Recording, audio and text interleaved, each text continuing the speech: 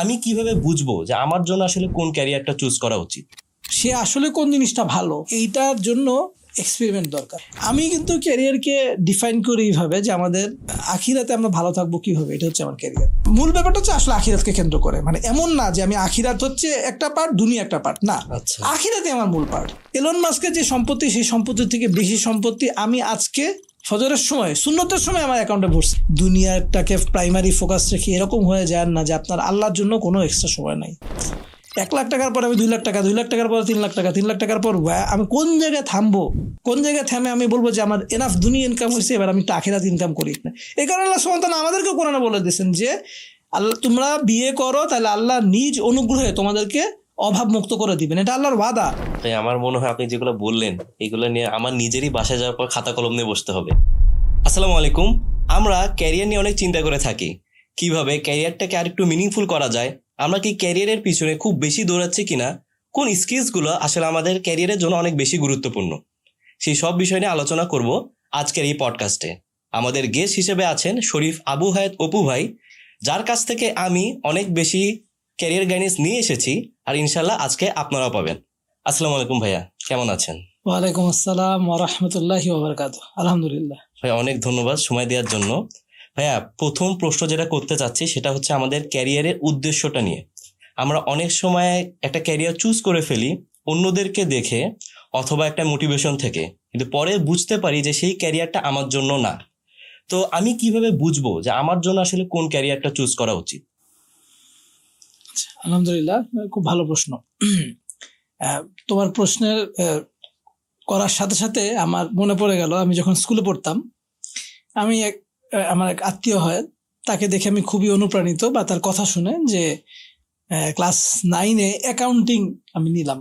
আমি সায়েন্সে ছিলাম, কিন্তু সায়েন্সে সাধারণত আমাদের সময় অ্যাকাউন্ট মানে 4th সাবজেক্ট বলে একটা ব্যাপার ছিল। আচ্ছা, তো 4th সাবজেক্টে কেউ physics, chemistry, biology main subject, আর এরপরে থাকে হায়ার ম্যাথ এবং বায়োলজি। কেউ হায়ার ম্যাথ নেয়, কম্পিউটার সায়েন্স নেয়, কেউ বায়োলজি নেয়, হায়ার ম্যাথ নেয়, আবার কেউ হয়তো অন্য সাবজেক্টও নেয়। তো আমি নিলাম হচ্ছে হায়ার ম্যাথ নিলাম না, আমি ম্যাথ ভয় পেতাম, আমি নিলাম হচ্ছে অ্যাকাউন্টিং। তো এই যে অ্যাকাউন্টিং আমি নিছি, নেওয়ার পরে আমি পড়লাম, কিন্তু আমি দেখলাম যে আসলে এই অ্যাকাউন্টিং সাবজেক্টটা আমি আসলে ভালোবাসি না। আচ্ছা, ভালোবাসি না, এবং হিসাব রাখা ব্যাপারটা আমার কাছে খুব কঠিন লাগে, কষ্টের লাগে। তো কিন্তু অথচ আমি কিন্তু পড়ছি ওই সময়টায়। আবার হায়ার ম্যাথে তখন আমি খুব ভয় পাইতাম, কিন্তু এখন আমি দেখি যে ম্যাথ আসলে অত ভয় পাওয়ার জিনিস না, ততটা ভয় তখন পাইতাম আমি। তো এই জন্য আমাদের একটা সমস্যা হয় যে আমরা পড়াশোনা যখন করি তখন অনেক কিছু, অনেকের কথা শুনে প্রভাবিত হই, বা অনেককে দেখে প্রভাবিত হই। এটা মানুষের ফিতরাত, মানুষ এরকম হবে। কিন্তু সে আসলে কোন জিনিসটা ভালো, এইটার জন্য এক্সপেরিমেন্ট দরকার। এই এক্সপেরিমেন্টের আসলে বিকল্প নাই। কারণ আমাদের এডুকেশন সিস্টেমটা এরকম যেখানে আসলে এক্সপেরিমেন্টের খুব বেশি সুযোগ থাকে না। হয়তো কেউ একজন শুনছে যে সে অঙ্ক ভয় পায়, সে বলছে না রে বাবা, সায়েন্সে যাওয়া যাবে না, সে হচ্ছে ক্লাস 9 থেকেই কমার্সের লাইনে চলে গেছে। কিন্তু সে পরে দেখা যাচ্ছে যে আমি এরকম মানুষ চিনি যারা হয়তো বিবিএ করছেন, কিন্তু পরে পরবর্তীতে উনি কিন্তু এখন কম্পিউটার সায়েন্সের মানে আইটি লাইনে উনি নিজের একটা কোম্পানি আছেন, তো প্রোগ্রামিং করেন, প্রোগ্রামিং লজিক বুঝেন। এই এখন ব্যাপারটা হচ্ছে কি, যে উনি বিবিএ পড়লেন 4 বছর, এটা কিন্তু ওনার মানে টেকনিক্যালি খুব যে কাজে লাগতেছে না, কিন্তু হয়তো কোনো একটা কারণে উনি ওই সময় চলে গেছিলেন, উনি ওই সময় সিএসসি লাইনে আসেন নাই। তো এই প্রবলেমটা সলভ করার আমার কাছে যেটা রাস্তা মনে হয় যে আমাদের যারা ছেলে পেলে আছে, স্টুডেন্টরা আছে, এদেরকে এই 9-10 এই সময়টাতে বা এর আগেও 7-8-এও তাকে বিভিন্ন রকমের সাবজেক্টের প্রতি এক্সপোজার দিতে হবে। আচ্ছা, বিভিন্ন রকমের সাবজেক্টের প্রতি এক্সপোজার দিলে, এবং এটা বাবা মার কনসিয়াসলি দিতে হবে, বুঝে দিতে হবে যে আমি দেখতে চাই যে আমার ছেলেটা কোন সাবজেক্টে ভালো।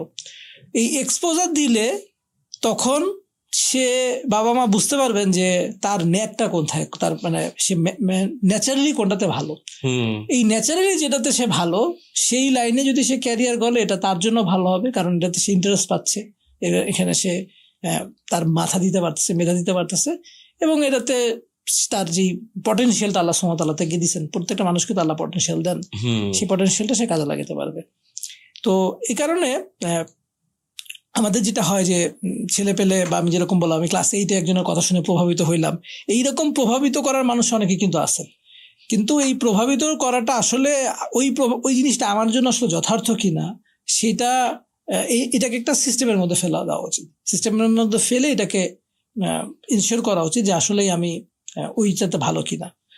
আমি আমার ছেলেদের ব্যাপারে বলি, আমি আমার ছেলেদের ব্যাপারে এক্সপেরিমেন্টটা করি। আমার বড় ছেলে আনাস, ও এখন ক্লাস 9-এ পড়ে।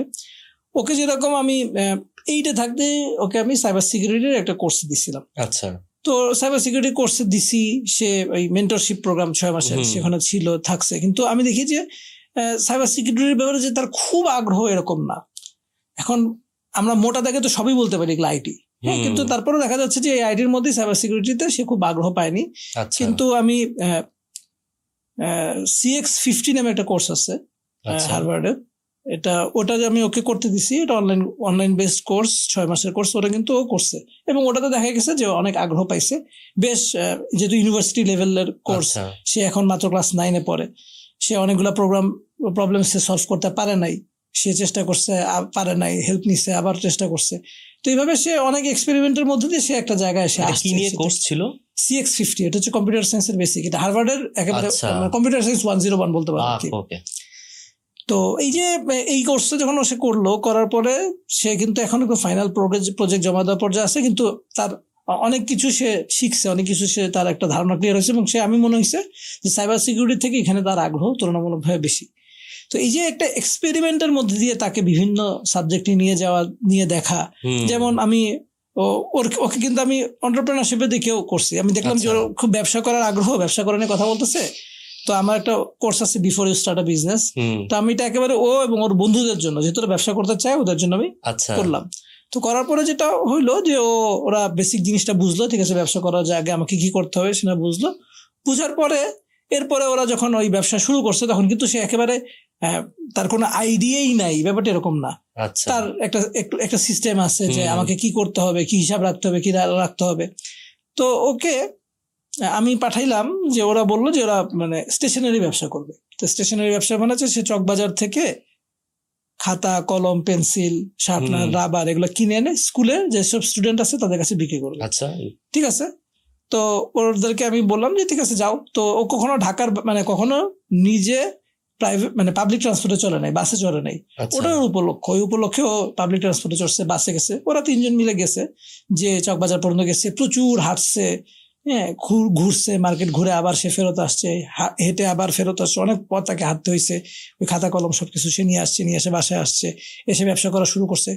এখন ব্যবসা করার পর 1 মাস যখন সে গেছে, তখন আমি বললাম যে কতগুলা কলম বিক্রি করলে আসলে ক টাকা লাভ হয়। হয়তো সে একটা কলম কিনছে 3.5 টাকা দিয়ে, 5 টাকা তার বিক্রির দাম, তাহলে 1.5 টাকা লাভ হচ্ছে। তো আমি ওকে জিজ্ঞেস করলাম যে ফুটবল খেলতে যায় একটা জায়গায়, ওই ফুটবল খেলা যাওয়ার সময় ওই আমার কাছ থেকে রিক্সা ভাড়া নিয়ে যায়। আমি বললাম যে এই যে তুমি 1.5 টাকা করে লাভ করতেছো, কতগুলা কলম বিক্রি করলে তোমার একদিনের রিক্সা ভাড়া হবে, যে তুমি যে যাচ্ছ আসতেছো।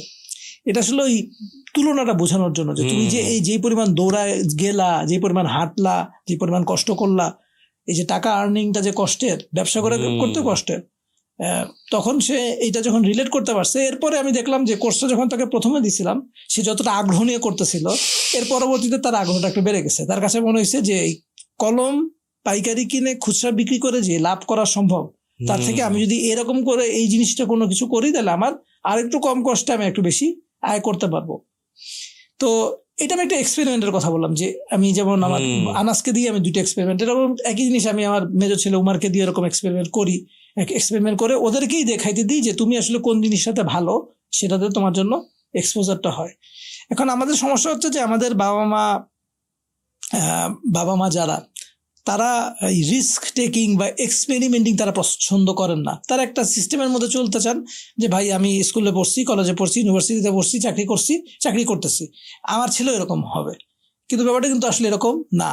হয়তো আমাদের বয়সী যারা, তারা হয়তো স্কুল কলেজ ইউনিভার্সিটিতে পড়ে একটা চাকরি পাইছে, কিন্তু এখন যারা পাশ করে বের হচ্ছে, সবাই কিন্তু স্কুল কলেজ ইউনিভার্সিটি পাশ করার সাথে সাথে সে যে চাকরিতে পাবে এরকম কিন্তু কোনো গ্যারান্টি নেই। ফলে এই যে পরিস্থিতির যে পরিবর্তন হচ্ছে, এখন যে সার্টিফিকেট নির্ভর না জব মার্কেটটা যে আসলে স্কিল নির্ভর, এবং সামনে যে আরো বেশি স্কিল নির্ভর হয়ে যাবে, এই ব্যাপারগুলা বোঝা হয়তো অনেকে বোঝেন না, অনেকে হয়তো বোঝেন, কিন্তু এটা অপ্রিয় বাস্তবতা দেখে এটাকে অ্যাভয়েড করে থাকতে চান, এড়াই চলতে চান, যে এটা নিয়ে তো মাথা কামানোর দরকার নেই, এরকম একটা ভাব তাদের। কিন্তু এরকম ভাব নিলে যে বাস্তবতাটা তো ভিন্ন হয়ে যাবে না, চেঞ্জ হবে না। তো এই কারণে আমাদের সন্তানদের ক্যারিয়ার নিয়ে বা ইভেন যারা আমারটা শুনতেছে তাদের অনেকে আছে যদি বয়স যাদের কম, তারা এই জিনিসটা নিয়ে চিন্তা করতে পারে যে আমি তো এখন বিবিএ তে ভর্তি হয়ে গেছি বা আমি সিএসসি তে ভর্তি হয়ে গেছি, কিন্তু আমার সিএসসি ভালো লাগে না। এরকম আমি অনেক ডিজাইনার চিনি, যে ডিজাইনার তারা পড়াশোনা করছে সিএসসি তে অথবা ইলেকট্রিক্যাল ইঞ্জিনিয়ারিং পড়ছে বুয়েটে, কিন্তু সে আসলে এখন বেসিক্যালি ডিজাইনিং এর কাজ করে বা সে একটা ডিজিটাল মার্কেটিং এর কাজ করে। তো এখন এটা কেউ বলতে পারে যে ভাই আপনি তাহলে বুয়েটে সিএসসি পড়ে কি লাভ হইলো, আপনি যদি ডিজিটাল মার্কেটিং এর কাজই করেন, এটা তার কাছে অনেকের কাছে মনে হতে পারে। কিন্তু এই মনে হওয়াটা যেন আপনাকে বাধা না দেয় যে আমার কাছে একটা জিনিস ভালো লাগে না, আমি ভালো পারি না, আমি ভালো বুঝি না, আমার খুব কষ্ট হয়। একটা জিনিস আরেকটা জিনিস আমার কাছে ন্যাচারালি আসে, আমি ভালো পারি, দুটো দিয়ে আমার আয় ইনকাম করা, হালাল রিজিক অর্জন করা সম্ভব। তাহলে আমি কেন সেই কাজটা করবো যে কাজটা পেইনফুল, যে কাজটা আমি পারি না, তার থেকে সেই কাজটা করবো যে কাজটা আমি ভালো পারি এবং সেই কাজটা দিয়ে আমি ইনকাম করতে পারি এবং সেই কাজটা আমার অনেক ব্রেইন খাটানোর সুযোগ থাকে, আমার প্যাশনের সাথে মিলে। এই জিনিসটা আমাদেরকে খুঁজে বের করলে এখানে ক্যারিয়ার গ্রোথ ভালো হয়। তবে যেই ক্যারিয়ারই আমরা যাই, সেই ক্যারিয়ারে কিছু পার্ট থাকবে যেই পার্টটুকু আমার ভালো লাগবে না। মানে একদম প্রত্যেকটা জিনিস মানে কথার কথা ডিজিটাল মার্কেটিং করে, তার কাছে ডিজিটাল মার্কেটিং খুব ভালো লাগে। এখন ডিজিটাল মার্কেটিং এর মধ্যে তার অ্যানালাইটিক্স খুব ভালো লাগে, ডেটা অ্যানালাইসিস করে আমি কোন ক্যাম্পেইন চালাবো কোন ক্যাম্পেইন চালাবো না, এই ডিসিশন গুলো সে নিতে পারে, এগুলো তার কাছে খুব ভালো লাগে, ডেটা অ্যানালাইসিস খুব ভালো লাগে। এখন তার কাছে যদি মনে হয় যে ভাই আমি ডেটা অ্যানালাইসিস ভালো পারি কিন্তু মানুষের সাথে কথা বলতে আমার ভাই খুব কষ্ট, তো সুতরাং এইটা কিন্তু আসলে হবে না। মানুষের সাথে কথা বলা তার কষ্ট হইলেও তাকে এই কষ্টদায়ক কাজ কিছুটা করতে হবে, কারণ ক্যারিয়ারের প্রত্যেকটা অংশে যে খুব মজার হবে তা না, ভালো লাগবে এরকম না, কিছু পার্ট থাকবে তার ভালো লাগবে, সে ম্যাচ করবে যে কোনখানে বেশি পার্ট আমি ম্যাচ করতে পারি আমার ভালো লাগার সাথে বা আমার ভালো পারার সাথে। আর কিছু পার্ট এমনিও থাকবে যেটা আমি হয়তো অত ভালো পারি না, আমার স্ট্রেংথের জায়গা না, কিন্তু ওখানে আমার যে উইকনেস, সেই উইকনেসটাকে একটা নর্মাল লেভেলে নিয়ে আসতে হবে। আর যেটা আমার স্ট্রেংথ সেই জায়গাটাতে পিক করে যেইখানে যেই ক্যারিয়ারে, সেটা হতে পারে শিক্ষকতা, কেউ তার পড়াইতে খুব ভালো লাগে এবং তার বাংলা পড়তে খুব ভালো লাগে। এখন বাংলা পড়া এবং পড়ানো এটার চাহিদা কি আছে বাজারে? আছে। এটা কি আমাদের মানুষদের দরকার, তাহলে সে এটাকে ক্যারিয়ার হিসেবে গ্রহণ করতে পারে, সেটাতে ভালোও করতে পারে। আমাদের সময় এক ম্যাডাম ছিলেন, আমি তার কাছে পড়তাম, উনি মানে টাকার অঙ্কে যদি বলি দুনিয়াবি পার্টটা যেটা মানুষ ক্যারিয়ার ফোকাস করে সেটা সেই 2002 সালের দিকে যখন আমরা এসএসসি এইচএসসি পড়ি, তখন ম্যাডাম নাকি 3-4 লাখ টাকা ইনকাম করতেন প্রতি মাসে, শুধুমাত্র প্রাইভেট পড়াই। তার মানে কেউ যদি তার প্যাশনের জায়গাটাতে হিট করতে পারে এবং সে যদি ওখানে এক্সেল করতে পারে, তাহলে ওখানেও দুনিয়াবি অর্থে যে মানে সচ্ছলতা বলতে আমরা যে জিনিসটা বুঝি সেটাও কিন্তু আসলে হওয়া সম্ভব। নট নেসেসারিলি সব সফটওয়্যার ইঞ্জিনিয়ার 2000 সালে 3 লাখ টাকা ইনকাম করতে পারতো, এটা হয় নাই, হবে না। তো এই কারণে আমাদের এই জিনিসটা চেষ্টা রাখা উচিত যে আমি যেটাই ভালো পারি, আমি যেই ক্যারিয়ারে যেতে চাই, যে প্রফেশনে যেতে চাই, আমি যেন এখানে এক্সেল করতে পারি, এক্সেল করার মানসিকতাটা থাকা এবং সেটার জন্য পরিশ্রম করা, এবং অবশ্যই ওই যে ভালো পারি আমি, আমার ওই ভিতরে যে নেচারটা আছে সেটার সাথে ম্যাচ করাইতে পারলে তার জন্য এক্সেল করার চান্স এখানে বেশি। আমারও আসলে ভাই তাই মনে হয় যে আসলে বিভিন্ন এখন তো আসলে রিসোর্স অনেক, তো এমন একটা বিষয় আমি যদি জানতে চাই, ফর এক্সাম্পল কেউ হচ্ছে ডিজিটাল মার্কেটিং সম্পর্কে জানতে চায়, এটা আসলে কি, এটা কিন্তু এখন অ্যাভেলেবল রিসোর্স আছেই, যে সে চাইলেই দেখতে পারে আচ্ছা ডিজিটাল মার্কেটিং হওয়ার জন্য এটা করতে হবে। সে চাইলে 1 সপ্তাহ 2 সপ্তাহ হয়তো ট্রাই করে দেখতে পারে যে আচ্ছা এটা কি আমার ভালো লাগছে কিনা, ভালো না লাগলে হি ক্যান মুভ। সো এটা আমার মনে হয় ভার্সিটিতেও সম্ভব, যে যেটা বললেন যে হয়তো সে ট্রিপলই পড়ে, বাট সে তখন ডিসকভার করলো যে আচ্ছা আমার জন্য হয়তো ডিজাইনিংটা একটু বেশি ইন্টারেস্টিং। সো আই গেস এটা ভার্সিটি লাইফেও সম্ভব, আবার ক্যারিয়ারের শুরুর দিকেও বা এনি স্টেজে সম্ভব যে মেবি চেঞ্জ করার যে বিষয়টা।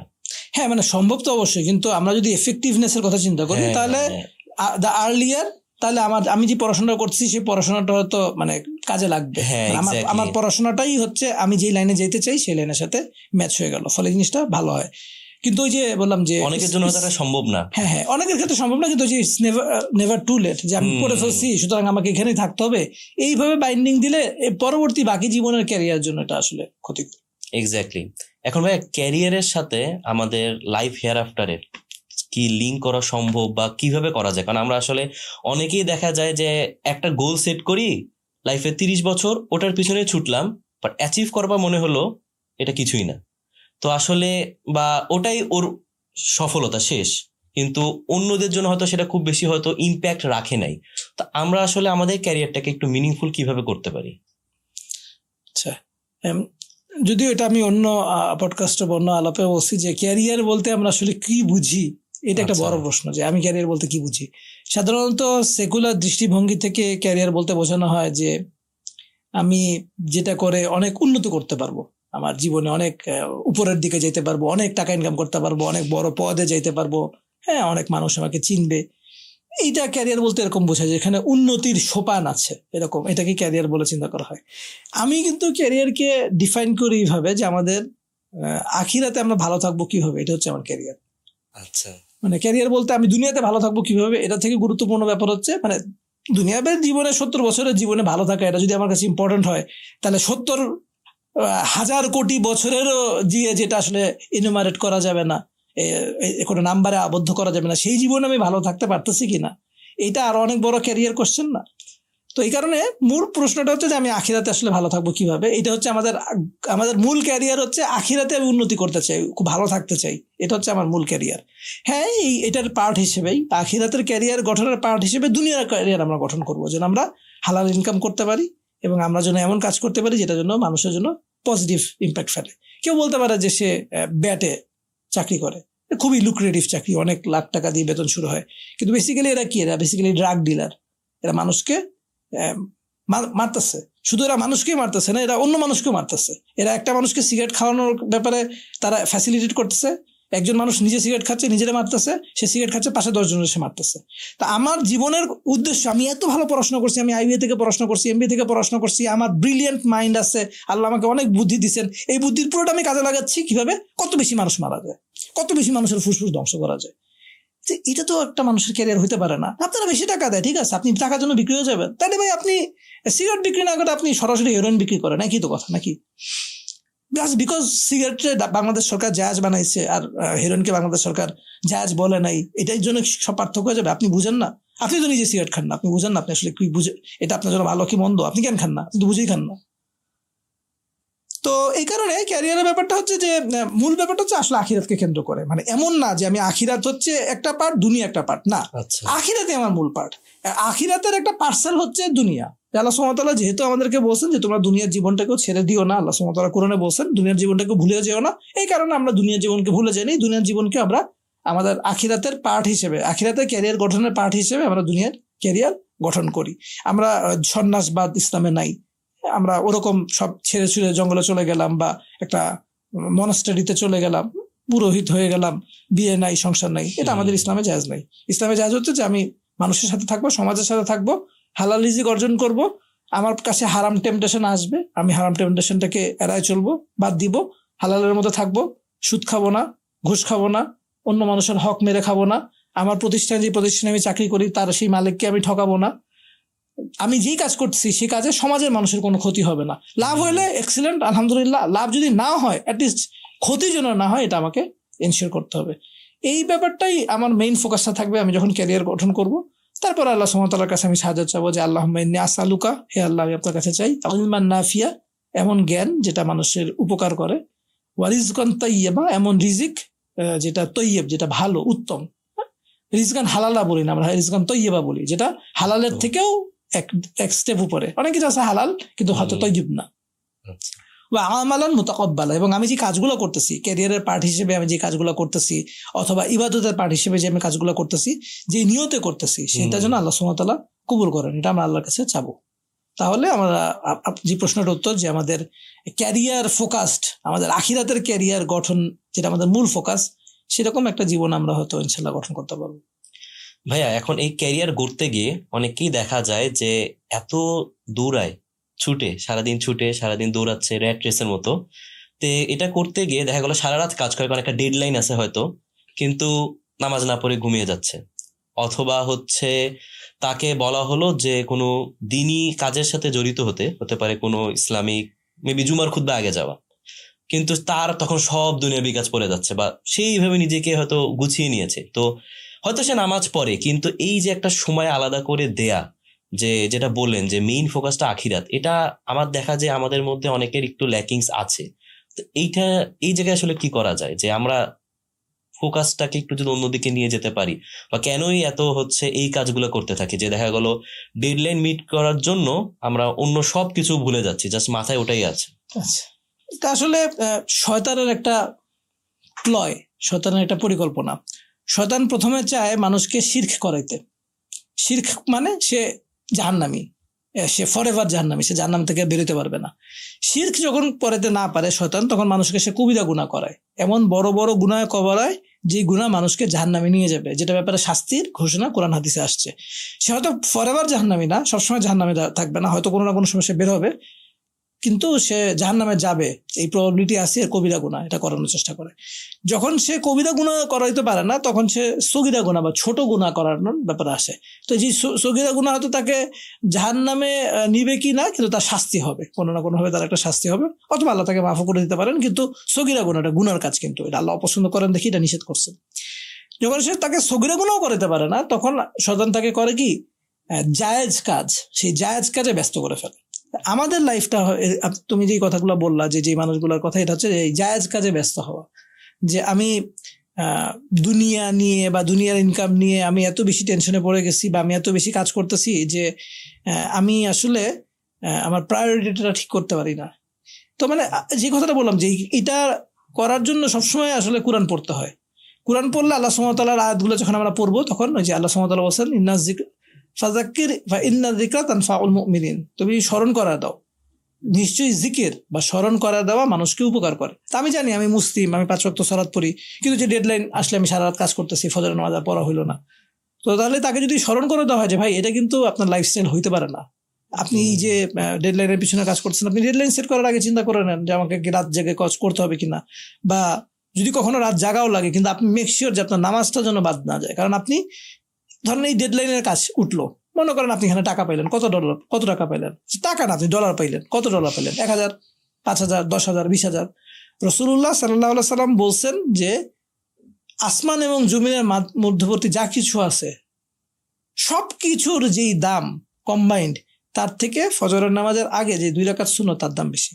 তার মানে আমি আজকে ফজরের নামাজের আগে 2 রাকাত সুন্নত নাম পড়ছি, এলন মাস্কের যে সম্পত্তি, সেই সম্পত্তির থেকে বেশি সম্পত্তি আমি আজকে ফজরের সময়, সুন্নতের সময় আমার অ্যাকাউন্টে ভরছি। তাহলে ফরজের দাম কত, জোহরের ফরজের দাম কত, প্রত্যেকটা ফরজ নামাজ যে ইবাদতগুলা, সেই ইবাদতের দাম কত। তো এই যে আমি যখন এই পার্সপেক্টিভটা হারায় যাবে আমার, আমি আসলে চিন্তা করব না এইভাবে, আমি আখিরাতকে ফোকাস রেখে চিন্তা করব না, আমি কোরআন পড়বো না, এই কথাগুলো আমার মনে হবে না, আমি কোনো স্কলারের কাছে যাই না, কোনো ইসলামিক হালাকা শুনি না, কোনো প্রোগ্রাম শুনি না, আমি কোনো টাচে থাকি না, আমি খালি আমার মতো কোনো রকম একটা নামাজ পড়ে নি, হয়তো জামাতেও আমি নামাজ পড়ি না, তখন কিন্তু এই জিনিসগুলো লুজ হয়ে যাবে। মানে আমি তো দুনিয়াতে থাকি, আর শয়তান তো সবসময় আমার পিছনে রাখছে, আমাকে হারাম কাজে সে নিতে পারে না, কিন্তু জায়েজ কাজে সে আমাকে ব্যস্ত করে রাখছে, যাতে আমি যে আরো বেটার হিউম্যান, আমার যে পৃথিবীতে আসার উদ্দেশ্য শুধু খাওয়া দাওয়া করা, ঘুমানো, টাকা ইনকাম করা, বাচ্চা জন্ম দেওয়া, তারপর মরে যাওয়া, এটার বাইরেও যে আমাদের আসলে একটা লাইফ আছে, আমার যে পৃথিবীতে আল্লাহ আমাকে একটা বিগার অবজেক্টিভে পাঠাইছেন, গরু গাধার মতো জীবনযাপন করা ছাড়াও, এটা তো আমাকে শয়তান ভুলে রাখতে চায়। তো শয়তানও ভুলে রাখতে চায়, আমিও ভুলে থাকতে চাই, তাহলে তো একটা ডিজাস্টার হবে। যে কারণ ডিজাস্টার কেন হবে, এই কথাটা আমি সবসময় বলি, আজকেও বলতেছি, যে আল্লাহ সুবহানাহু ওয়া তাআলা সূরা আল আসরে বলছেন, এবং ইমাম শাফি বলছেন যে এই সূরাটা যদি নাজিল হইতো, অন্য কিছু নাজিল না হইতো, এটাই মানুষের হিদায়াতের জন্য, মানুষের পথ প্রদর্শনের জন্য যথেষ্ট হইতো।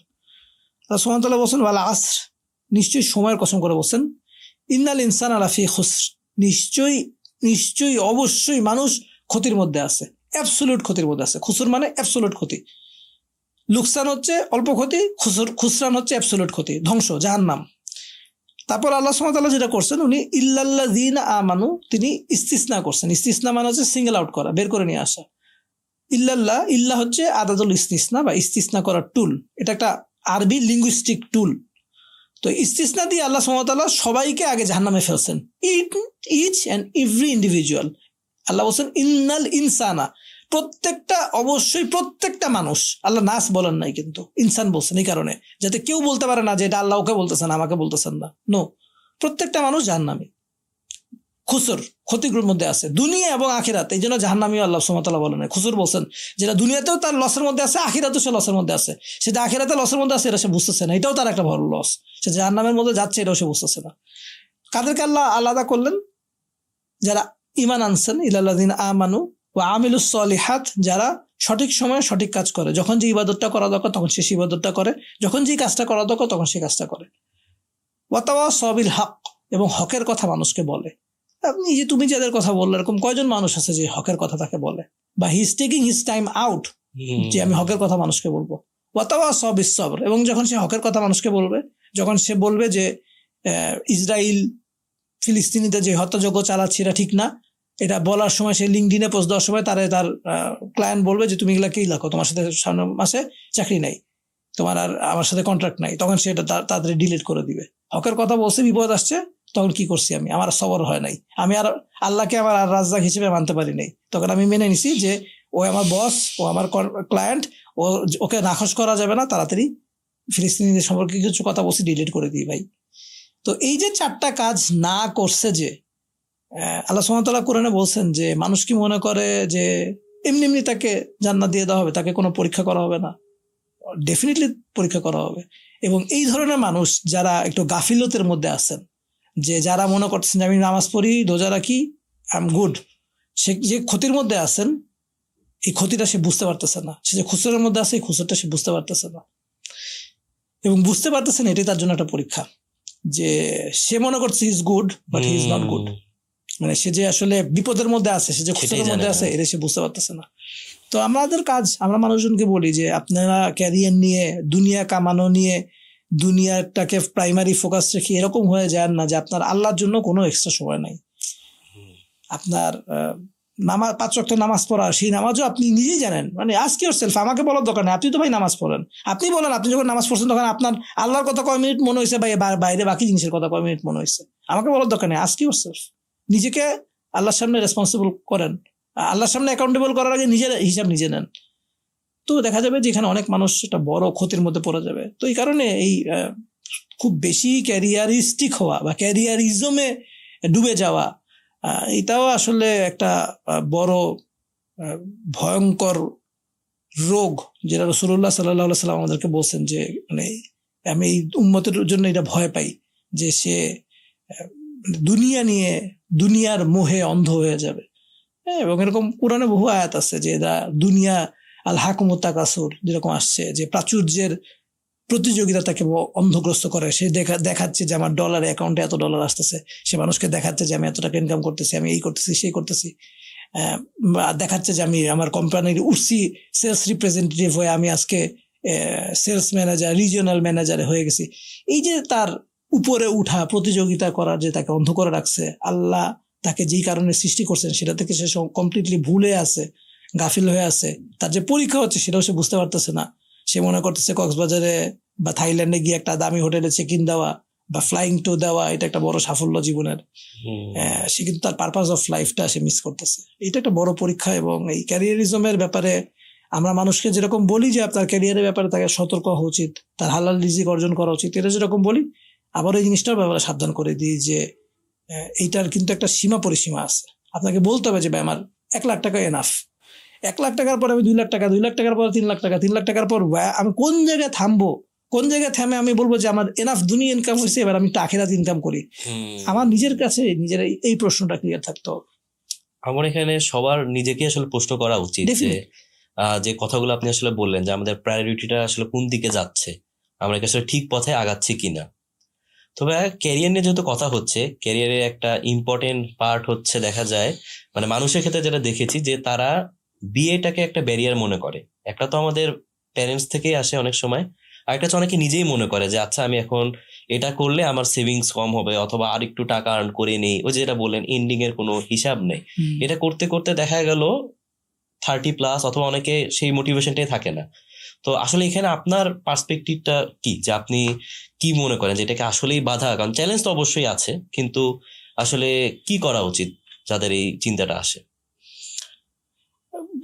প্রশ্নটা খুবই ভালো প্রশ্ন। আবার এখানেও সমস্যা হচ্ছে যে এক্সাম্পল দিতে গেলে আমি পার্সোনালি আমার নিজের এক্সাম্পল দিতে পছন্দ করি না, আমি চাই না, কিন্তু আবার না দিয়েও পারি না। মানে আমি আমার নিজেকে খুব গ্লোরিফাই করতেছি এরকম কোনো কিছু না, কিন্তু প্রয়োজনের তাগিদে আমি এক্সাম্পলটা দিচ্ছি।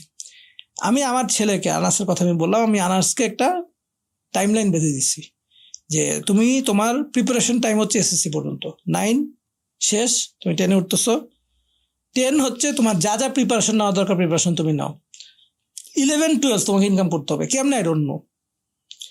তুমি কেমনি ইনকাম করবা, তুমি তোমার পরামর্শ লাগলে তুমি আমাকে বলবা যে আমার পরামর্শ লাগবে, আমি এই জিনিসটা জানতে চাই, স্পেসিফিক তোমাকে বল। কিন্তু ইনকাম তুমি কেমন করে করবা, you have to find out তুমি কোনটাতে তোমার ভালো। আমি তো তোমাকে কোনো জায়গায় চাকরিতে ঢুকাই দিব না। আমি তোমাকে ওই মানুষের সাথে পরিচয় করাই দিতে পারবো যে তোমাকে একটা চাকরি দিতে পারে, বা ওই মানুষের সাথে পরিচয় করাইতে পারবো যে তোমাকে পরামর্শ দিতে পারে, বাট আমি তোমার চাকরির জন্য কোনো জায়গায় ইয়ে করবো না, সুপারিশ করবো না। But you have to earn 11-12, you have to earn. যেই আর্নিংটা দিয়ে তুমি ইন্টারমিডিয়েট পরীক্ষার পর তুমি বিয়ে করে বউ নিয়ে আলাদা থাকতে পারবা। যে কয় টাকা কামাই করো ওই রকমের জায়গায় থাকবা।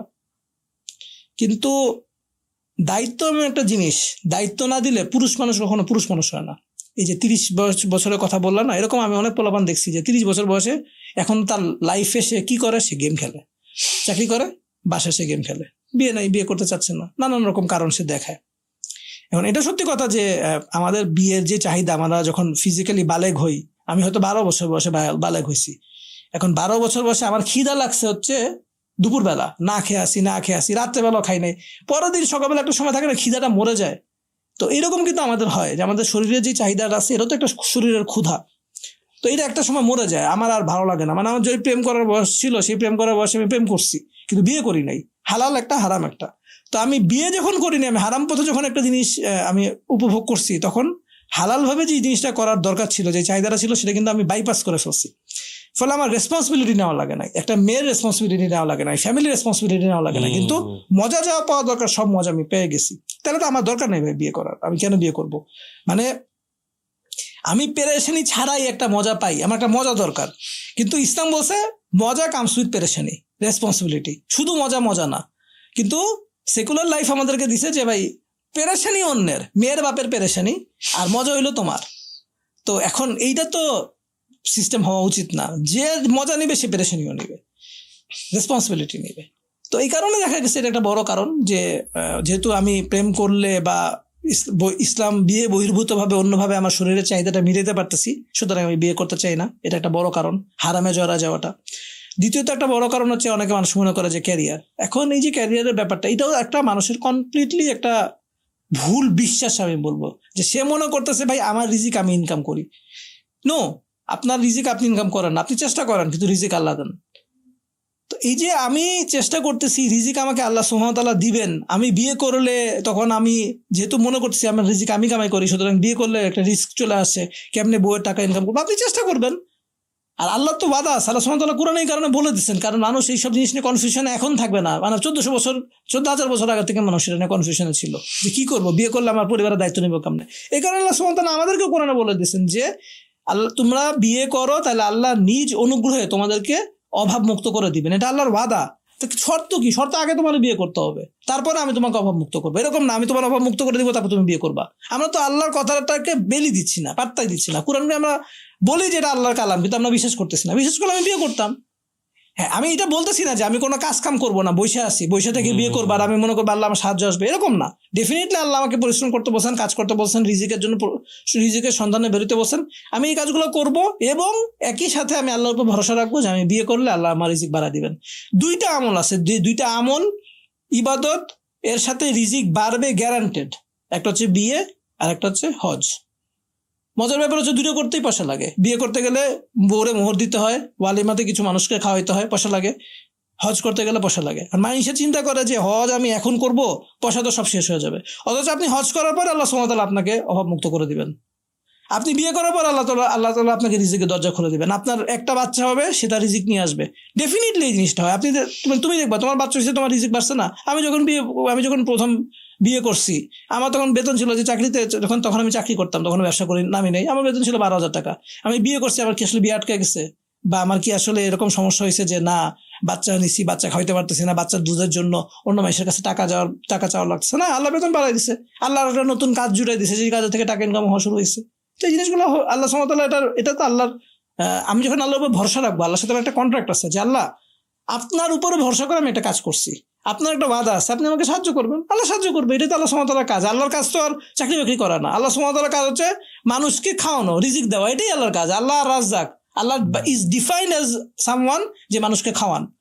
তা আমার যদি আল্লাহ সুবহানাহু ওয়া তাআলার কাছে এই জিনিসটা রিজিক চাওয়া টাকা চাওয়ার, অর্থ চাওয়ার, সম্পদ চাওয়ার, আমার হজ করার ইচ্ছা, সেই জন্য টাকা দরকার, সেই জন্য আমি আল্লাহর কাছে টাকা চাওয়া, আমি টাকা যাবো, বিয়ে করা দরকার, টাকা দরকার, আমি আল্লাহর কাছে টাকা চাবো, এইটাই যদি রিলেশনশিপ আমার আল্লাহর সাথে না থাকে, তাহলে আমি আল্লাহর বান্দা, আল্লাহ আমার মালিক, এই কথাটা আসলে লিপ সার্ভিস, মুখে মুখে বলতেছি, আসলে অন্তরের কোনো কানেকশন নেই।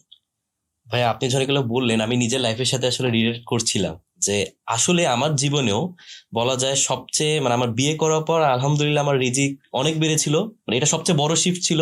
আর রিসেন্টলি বাচ্চা হওয়ার পরও আলহামদুলিল্লাহ আমার রিজিক বেড়েছে। সো টপ টু আমার বলা যায় ইনসিডেন্টে ছিল একটা বিয়ে আর একটা হচ্ছে আলহামদুলিল্লাহ বাচ্চা হওয়ার পর। এখন একটু কষ্ট করে টাকা জমা হজ করে ফেলো, দেখবে রিজিক আরো বেড়ে যাবে। ইনশাল্লাহ ভাই, এই অ্যাডভাইসটা আমি নিয়ে নিলাম, ইনশাল্লাহ এটা চেষ্টা করবো অবশ্যই, এটা স্বপ্ন, ইনশাল্লাহ দেখা যাক ইনশাল্লাহ, বাট আমি এটা মাথায় রাখলাম। হ্যাঁ, মানে এটা মাথায় রাখলে হবে না, এটা করতে হবে কি, এটা অবজেক্টিভে নিতে হবে যে আল্লাহ, আমি যে বললাম না যে আমি যখন 12,000 টাকা যখন বেতন পেতাম, তখন কিন্তু আমি 12,000 টাকার মধ্যে আমি টিউশনি করতাম একই সময়, আর বেতন যা পাইতাম এই বেতনের টাকাটা পুরোটা আমি ব্যাংকে জমা রেখে দিতাম, যেটা আমি এটা টাকার পুরো টাকাটা জমাচ্ছি হজ করার জন্য, আর টিউশনি টাকা দিয়ে আমি আমার সংসার খরচ চালাবো বা আমার খরচ চালাবো। তো অঙ্ক যদি মিলাইলে 12,000 টাকা জমায় হজ করতে 4 বছর লাগার কথা, কিন্তু আমি 4 মাস আমার টাকা জমানো লাগে নাই। আল্লাহ সুবহানাহু ওয়া তাআলা কোনো একটা ভাবে হজ যেই খরচ, সেই খরচের থেকে অনেক কম খরচে হজ করার এবং টাকার ম্যানেজমেন্ট আল্লাহ করে দিয়েছিলেন। তো সুতরাং আমাদেরকে যে জিনিসটা করতে হবে সেটা হচ্ছে নিয়ত শক্ত করতে হবে। নিয়তটা দোলমোলা না, আচ্ছা ঠিক আছে যদি এটা হয় তো ওইটা হয় তাহলে আমি এটা করবো না।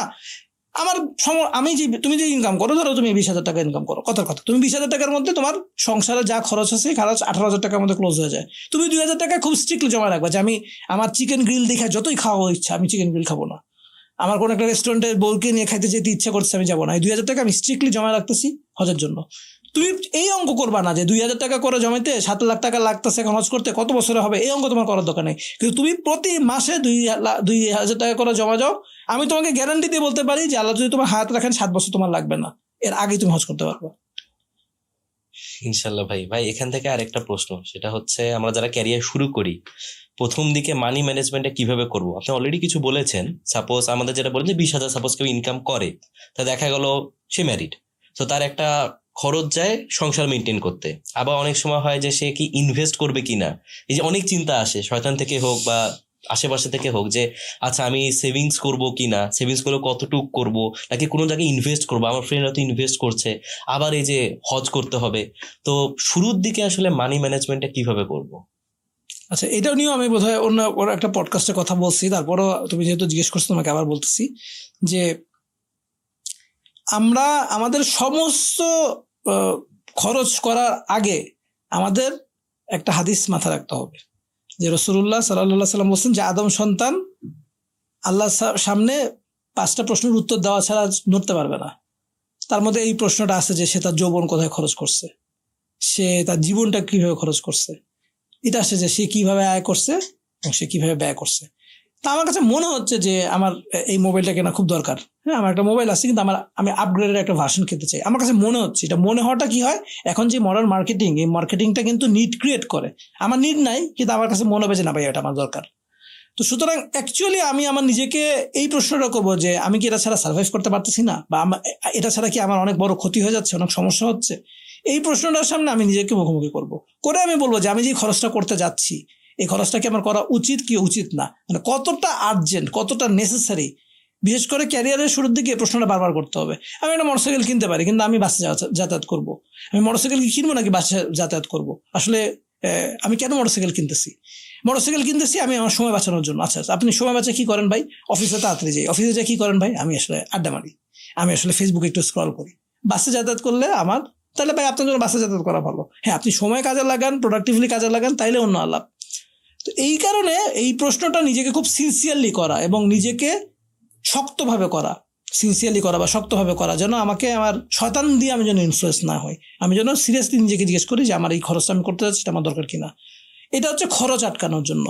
আর তার অন্য সাইডের থেকে আমাদেরকে যে কাজ করতে হবে স্ট্র্যাটেজিক্যালি, যে আমার টাকাগুলোকে ব্লক করতে হবে, যে আমার সংসার চালাইতে এত টাকা লাগে, এটা ব্লক। আমার আম্মাকে আমি এত টাকা দিব, এটা ব্লক। আমি আব্বাকে এত টাকা দিব, এটা ব্লক। আমি আমার ওয়াইফকে এত টাকা দিব প্রতি মাসে, ব্লক। আমি আল্লাহর জন্য এত টাকা খরচ করব, ব্লক। আমি এত টাকা জমাবো, আমি হজে যেতে চাই, ব্লক। আমি এত টাকা জমাবো, আমি কোনো একটা ভালো কাজ করতে চাই মৃত্যুর আগে, বা কোনো একটা ভালো কাজের জন্য আমি একটা বড় অঙ্ক দান করতে চাই, এই কারণে আমি কিছু টাকা জমাচ্ছি, ব্লক। কিন্তু কখনো যে জিনিসটা আমি করতে নিষেধ করি সেটা হচ্ছে আমার বিপদ হবে তখন, তাহলে আমার এই টাকাটা কাজে আসবে, এই জিনিসটা করতে আমি মানুষকে নিষেধ করি। আমি একটা নেগেটিভ জিনিসকে সামনে আনতেছি, আমার নেগেটিভ জিনিসকে দরকার নেই, আমি পজিটিভ জিনিসকে সামনে আনবো। কারণ আমি যদি নিয়ত করি যে আমার বিপদ হইলে আমি এই টাকাটা খরচ করব, তাহলে দেখা যাবে আল্লাহ সত্যি সত্যি একটা বিপদ দিবে, সত্যি সত্যি আমার হাসপাতালে বিল দিতে গিয়ে টাকাটা খরচ হবে। দরকার কি, আমার তো এটা দরকার নাই। আমি নিয়ত করবো যে আমি একটা ভালো কাজে টাকাটা খরচ করবো, আমি একটা ওয়াটার ডিপ টিউবওয়েল বানাই দিব, বা আমার গ্রামে আমি একটা স্কুল বানাই দিব। হ্যাঁ, একটা স্কুল বানাতে অনেক টাকা লাগে, 50 লাখ টাকা লাগে, হ্যাঁ লাগে। আমি তো আর আজকে বানাচ্ছি না, যেই দিন আল্লাহ তৌফিক বেশি দিন বানাবো, কিন্তু আমি আজকে থেকে টাকা জমাচ্ছি, একটা ভালো কাজের জন্য টাকাটা জমাচ্ছি। আমি আমার হসপিটালে গেলে আমার ক্যান্সারের চিকিৎসা করার জন্য 50 লাখ টাকা লাগবে, এই কারণে জমাচ্ছি, এটা না। আমি একটা ভালো কাজের নিয়ত করে টাকাটা জমাবো, তাহলে আল্লাহ আমাকে ভালো কাজ করে দিবেন। আর যদি খারাপ কাজের নিয়তে বা বিপদের নিয়তে টাকা জমা করি, তাহলে আল্লাহ বিপদ দিয়ে দিবেন, ওই টাকাটা ওই জায়গায় খরচ হয়ে যাবে। তো নিয়ত গুণে বরকত বলে একটা কথা, সেই কারণে তো সবসময় আমাদেরকে ওইভাবে টাকা ব্লক করে রেখে দিতে হবে। আর্লি স্টেজে কষ্ট করে চলতে হবে, বেশি খাওয়া যাবে না, বেশি পড়া যাবে না, বেশি দামি জিনিস কেনা যাবে না। আমাকে ততটুকু খরচ না করলেই না, এভাবে করতে হবে। এবং এই যে ইম্পর্টেন্ট কাজ, যেটা বিয়ে করার জন্য টাকা সঞ্চয় করা, হজ করার জন্য টাকা সঞ্চয় করা, আব্বা আম্মাকে টাকা দেওয়া, আল্লাহর জন্য দান করা, এরকম প্রত্যেকটা হেডে ব্লক ব্লক ব্লক করার পরে যে টাকাটা থাকবে সেটা আমি হয়তো চেষ্টা করবো ইনভেস্ট করার জন্য। মানে প্রথমত ইনভেস্ট করার জন্য একটা টাকা খরচ করতে হবে, যে এইটা হচ্ছে ইনভেস্টমেন্টের জন্য ব্লক। তারপরে কিছু টাকা রাখতে হবে, যে টাকাটা আমি রাখলাম যে ঠিক আছে, এটা যদি আমার খরচের জন্য। তো তখন দেখা যাবে যে আমার হাতে যখন টাকা থাকবে না, যখন হাতে টাকা থাকে তখন কিন্তু খরচ হয়, যখন টাকা থাকে না তখন কিন্তু মানুষ টাকা থাকলে উবারে যায়, টাকা না থাকলে বাসা যায়। তো আমার হাতে যখন টাকা নাই, তখন আমি উবারে না গিয়ে বাসা যাবো, যেহেতু আমার এখানে হয়তো খুব জরুরি না আমার যাওয়াটা। সুতরাং আমি আমার আরাম না কষ্ট, এই জায়গাতে ক্যারিয়ারের শুরুর দিকে অবশ্যই কষ্টটাকে বেছে নিতে হবে, আরামটাকে না। আর সময় বাঁচানোর জন্য সেটার হিসাব আলাদা, আমি কিন্তু সেখানে সময় ব্যাপারে কনসিডার করতে হবে, যে সময় যদি কম যায়, সময় বাঁচানো, সময় সবচেয়ে দামি জিনিস, টাকা থেকেও সময় দামি জিনিস। যখন আমার সময় বাঁচানো লাগবে তখন আমি টাকা খরচ করব, কিন্তু শরীরের আরাম, চোখের আরাম, গায়ের আরাম, বলতে পারার আরাম, যে আমি তো কক্সবাজার থেকে ঘুরে আসলাম, আরে যা লাগছে এই লাগছে, এই যে সবাই গল্প করতেছে আমি গল্প করলাম, এই গল্প করার যে আরাম, এই আরামের পিছনে টাকা খরচ করলে সামনে বিপদে পড়বে। ভাই আমার মনে হয় আপনি যেগুলো বললেন এগুলো নিয়ে আমার নিজেরই বাসায় যাওয়ার পর খাতা কলম নিয়ে বসতে হবে, ওয়ার্কশপের মতো, যে আসলে প্রত্যেকটা মানে এক্সারসাইজের মতো আসলে, যে আমি আসলে কিভাবে ব্লক করছি কিনা, আমার আসলে আমার লিস্টে যা যা আছে কেনার জন্য সেগুলো আসলে কতটা হচ্ছে দরকারি, নাকি আসলে যেটা বললেন আরামের জন্য। আমার এটা আমাদের সবার একটু, স্পেশালি যারা ক্যারিয়ার শুরু করছে, একটা এইরকম বাজেট মেনটেন করতে হয়, তাদের এটা এক্সারসাইজ করাটা খুবই ইম্পর্টেন্ট। হ্যাঁ, এবং আসলে একটা ব্যাপার কি ভাইয়া, সবার জন্য কিন্তু আল্লাহ সুবহানাহু ওয়া তাআলা একরকম পরীক্ষা দেন নাই। ধরো কারো কারো জিনিসটা ন্যাচারালি আসে, সে ন্যাচারালি টাকা জমাইতে পারে। কিছু কিছু মানুষ, আমি এরকম ছেলে পেলে চিনতাম যে বুয়েটের সেকেন্ড ইয়ার বা থার্ড ইয়ারে পরে, সে তখন সেই সময় সে সরোবরে কয়েক লাখ টাকা ইনভেস্টমেন্ট করছিল, অথচ সে থার্ড ইয়ারে পরে শুধুমাত্র তার টিউশন টাকা জমায়, এটা তার ন্যাচারালি আসছে, সে ন্যাচারালি টাকা জমাইতে পারে। আবার কিছু কিছু মানুষ থাকে যে একটু খরচের স্বভাবে, তার ন্যাচারালি তার টাকা জমায় না। আবার কিছু মানুষকে আল্লাহ সুবহানাহু ওয়া তাআলা এরকম পরীক্ষা দিচ্ছেন যে সে মেয়েদের দিকে বেশি তাকায় না। আবার কিছু কিছু মানুষ আছে যে মেয়েদের দিকে তার চোখ চলে যায়। তো একজনের পরীক্ষা কিন্তু এক রকম। তো যাদের টাকা খরচের স্বভাব আছে, যে আসলে ন্যাচারালি টাকা জমাইতে পারে না, তাদের জন্য তুমি যেটা বললা যে খাতা কলম নিয়ে বসা উচিত এবং টাকা ব্লক করে দেওয়া উচিত। যে ভাই আমি আম্মা টাকা পাইছি, বেতন পাইছি, আমার আম্মাকে 1000 টাকা করে আমি দেই, 1000 টাকা দিই, আবার আমার কোনো টাকা লাগে না, আমার আম্মা অনেক টাকা ইনকাম করে, বা আমার আম্মা অনেক টাকা আছে, আমার আব্বার কোনো টাকা দরকার নাই, কিন্তু আমি প্রতি মাসে 1000 টাকা করে 2000 টাকা করে আমি আব্বাকে দিই, শুধুমাত্র আমার আম্মাকে দিলে ওনারা খুশি হবে, এই খুশি করার জন্য। কারণ রাসূলুল্লাহ সাল্লাল্লাহু আলাইহি ওয়াসাল্লাম বলছেন যে তার সন্তান মানে ধ্বংস হোক, যে সে তার বাবা বা মা বা দুইজনকেই পাইলো, কিন্তু সে তাদের সেবা করে তাদেরকে খুশি করে জান্নাতে যেতে পারলো না, সে ধ্বংস হোক। তো সুতরাং আমাদের জন্য একটা এফোর্ট থাকে যে আমি কিছু কাজ করি, কিছু টাকা দিই আমার বাবা আমাকে সন্তুষ্ট করার জন্য, বাবা আমাকে খুশি করার জন্য। ভাইয়া আপনি তো সরোবরের হয়ে অনেক মানুষকে হায়ার করতে হয়, তো আপনার দেখা কোন স্কিলটা আসলে অনেক বেশি মানুষের এখনো ল্যাক করে, যে এখানে অবস্থা খুব ভালো না আর সেগুলাতে ফোকাস করা উচিত? প্রথমত আমার যে জিনিসটা সবচেয়ে বেশি আমি ল্যাক করে সেটা দেখি যে ভিশন না থাকা, ক্লিয়ার ভিশন না থাকা, যে আমি কেন কাজ করতে আসতেছি, আমি কেন কাজ করব, আমি হালাল রিজিক অর্জনশন করতেছি, কিন্তু এটাই আসলে কি সব কিনা যে জাস্ট আমি মাস গেলে বেতন পেলাম, এটা না। আমি আসলে একটা আমার লং টার্ম ভিশন আছে, যে আখিরাতের কথা বললাম, যে আমি আখিরাতের জন্য ক্যারিয়ার গঠন করব এবং দুনিয়াতে আমি কাজ করব যে কাজের একটা ইম্প্যাক্ট থাকবে। এই ভিশনটা মানুষের মধ্যে সবচেয়ে বেশি ল্যাক করে, 1 নাম্বার। 2 নাম্বার, বাঙালি হিসেবে যেহেতু আমি অন্য কোনো ন্যাশনকে হায়ার করি নাই, অন্য কোনো ন্যাশনালিটিকে এরকম হায়ার করি নাই, বাঙালির ক্ষেত্রে আমার কাছে জিনিসটা মনে হয়েছে যে বাঙালি আসলে খুব অলস, সে খুবই আরামপ্রিয় এবং সে খুব অলস। যে সে যে একটা আনসিন, আমার সামনে ভবিষ্যতে আমার একটা কিছু হবে, খুব ভালো প্রোডাক্টিভ কিছু হবে, অনেক বড় কিছু হবে, এটার কারণে আমি এখন পরিশ্রম করব, কষ্ট করব, এটা বাঙালি করতে নারাজ। এমন না যে সে খুব জাহিদ বা দুনিয়া বিমুখ, হ্যাঁ সে আখিরাতের জন্য কাজ করে ফাড়া ফেলাচ্ছে, দুনিয়াতে কিছু চায় না, এরকম না। কিন্তু সে দুনিয়াতেও কিছু চায় না, আখিরাতের কথা তো আরো দূরে থাক। মানে পরিশ্রম করা, কষ্ট করা, এই মেন্টালিটিটা আমি আসলে যাদেরকে হায়ার করার ব্যাপারে দেখি, এটা দেখি যে খুব খুব বেশি। অনেককে গাইডেন্স দেওয়ার চেষ্টা করি, অনেকে দিক নির্দেশনা দেওয়ার চেষ্টা করি, সেক্ষেত্রেও দেখা যায় যে ওই জিনিসটা যদি কারো ভিতরে না থাকে, যে আমি পরিশ্রম করব, আমাকে ভালো কিছু হইতে হবে, বড় কিছু হইতে হবে, তাহলে কিন্তু গাইডলাইন দিয়ে বেশি দূর আগানো যায় না। তাকেই গাইডলাইন দিয়ে আগানো যায় যে পরিশ্রম করতে রাজি, যে কষ্ট করে একটা দূরে যেতে রাজি, এদেরকে আসলে আগানো যায়। আমার কাছে এই 2টা জিনিস সবচেয়ে বড় সমস্যা মনে হয়। একটা হচ্ছে যে লং টার্ম ভিশন না থাকা, আর একটা হচ্ছে যে পরিশ্রম করার মানসিকতার অভাব। ক্যারিয়ার নিয়ে যেহেতু কথা হচ্ছে, একটা টার্ম চলে আসে, সেটা হচ্ছে ওয়ার্ক লাইফ ব্যালেন্স। হ্যাঁ, আমি জানি যে আপনি নিজেও কালকে হচ্ছে খুলনায় ছিলেন, তারপরে হচ্ছে আজকে এখানে আছেন সকালবেলা। তো এই যে আমাদের ছেলে মানুষদের হচ্ছে এরকম করতেই হয় মাঝে মাঝে, যে দৌড়ের মধ্যে থাকতে হয়। তো এই ক্ষেত্রে আপনি এইটা কিভাবে দেখেন, যে ওয়ার্ক লাইফ ব্যালেন্সটা কিভাবে করা যায়? বা খুবই ভালো, মানে যেমন গতকালকে খুব ভালো প্রশ্ন। যেমন গতকালকে যে আমি খুলনায় গেছিলাম, এটা বেসিক্যালি একটা বিজনেস ট্রেনিং এ গেছিলাম কিছু মানুষদেরকে, তাদের বিজনেস ডেভেলপমেন্টে। এখন তারা নতুন ব্যবসা শুরু করছে, ব্যবসা শুরু করার পর কিছুদিন হয়েছে, এখন তারা কিভাবে এই ব্যবসাটাকে আরো বড় করতে পারে, কিভাবে ব্যবসায় তারা ইম্প্যাক্ট যোগ করতে পারে, এটা নিয়ে আসলে ট্রেনিং ছিল। তো এটা একটা প্রফেশনাল ট্রেনিং ছিল, মানে পেইড ট্রেনিং ছিল। এখানে আমার প্রতিষ্ঠান সরবরাহ কিছু টাকা পাবে, হয়তো সেখান থেকে আমারও কিছু পার্সোনাল বেনিফিট থাকবে। তো আমি কিন্তু এইটা সকালবেলা থেকে 9টা থেকে 5টা পর্যন্ত ট্রেনিং ছিল, মাগরিব পর্যন্ত। মাগরিবের পরে আমি তাদেরকে কিছু 1-on-1 সেশন দিছি, মেন্টরিং করছি, ইন্ডিভিজুয়ালের ব্যবসা সম্পর্কে শুনছি, তাদেরকে কিছু পরামর্শ দিছি। এটা গেছে প্রায় 7:45 7:50 পর্যন্ত, এসা পর্যন্ত। তারপর 8টার সময় আমি একটা মসজিদে নামাজ সালাত পড়লাম, এশা পড়লাম, এশার পরে ওই মসজিদে একটা প্রোগ্রাম ছিল। তো ওই প্রোগ্রামে আমি আবার আসলে মানে ওখানে যারা সালাত পড়তে আসছে, আগে থেকে বলে দেওয়া ছিল, তাদেরকে আমি কিছু কথা বললাম। সূরা নাহলের 2টা আয়াত নিয়ে, ডাইভার্সিটি, বৈচিত্র্য, আল্লাহ সুবহানাহু ওয়া তাআলার কুদরত, আল্লাহর আয়াত, এগুলো নিয়ে কিছু কথা বললাম। পরে যখন আজকে আমি রাত্রেবেলা ওখান থেকে বাসে উঠছি 12টার সময়, এসে পৌঁছাইছি ঢাকায় 3:90-এ, 4:15 দিকে বাসায় পৌঁছেছি। বাসায় পৌঁছায় আনফর্চুনেটলি আজকে আমি ফজরের নামাজ মসজিদে পড়তে পারি নাই, একটু দেরি হয়ে গেছিল। বাসায় পড়লাম, তো আমার ওয়াইফ আমাকে একটা নিয়ে কথা বলছিল যে তুমি শুক্রবার দিনটাও ফ্যামিলিকে সময় দিচ্ছ না, শুক্রবার দিনটাও তুমি এরকম কাজ করতেছো।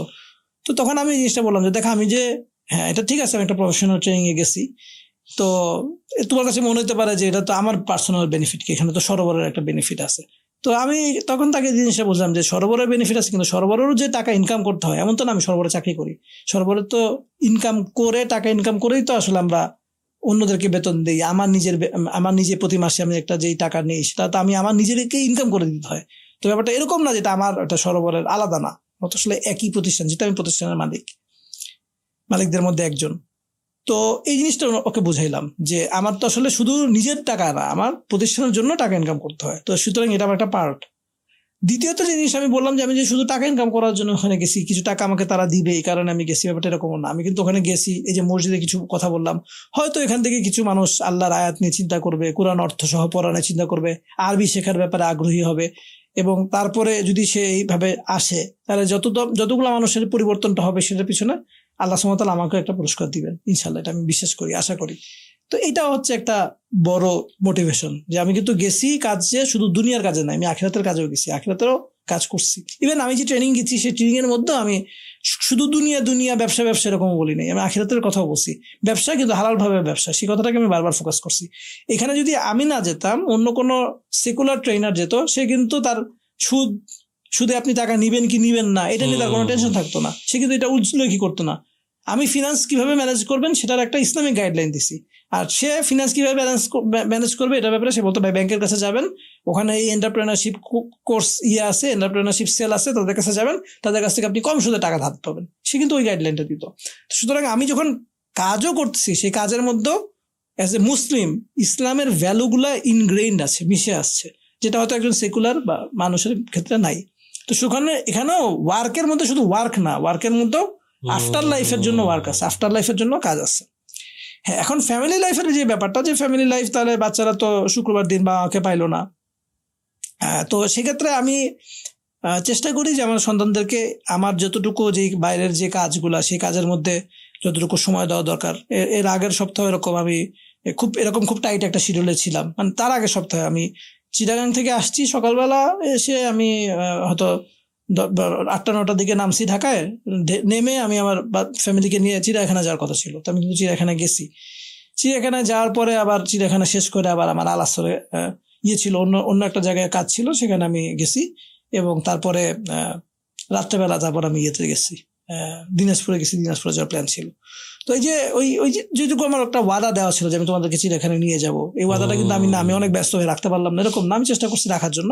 আমার স্ত্রী এবং সন্তানদেরকে আমি আসলে যতটুকু সম্ভব সময় দিই, এবং যেটুকু সম্ভব হয় না এটুকু সময় আমাদেরকে বুঝাই দিই যে আমি কেন তোমাদেরকে আসলে সময় দিতে পারতেছি না।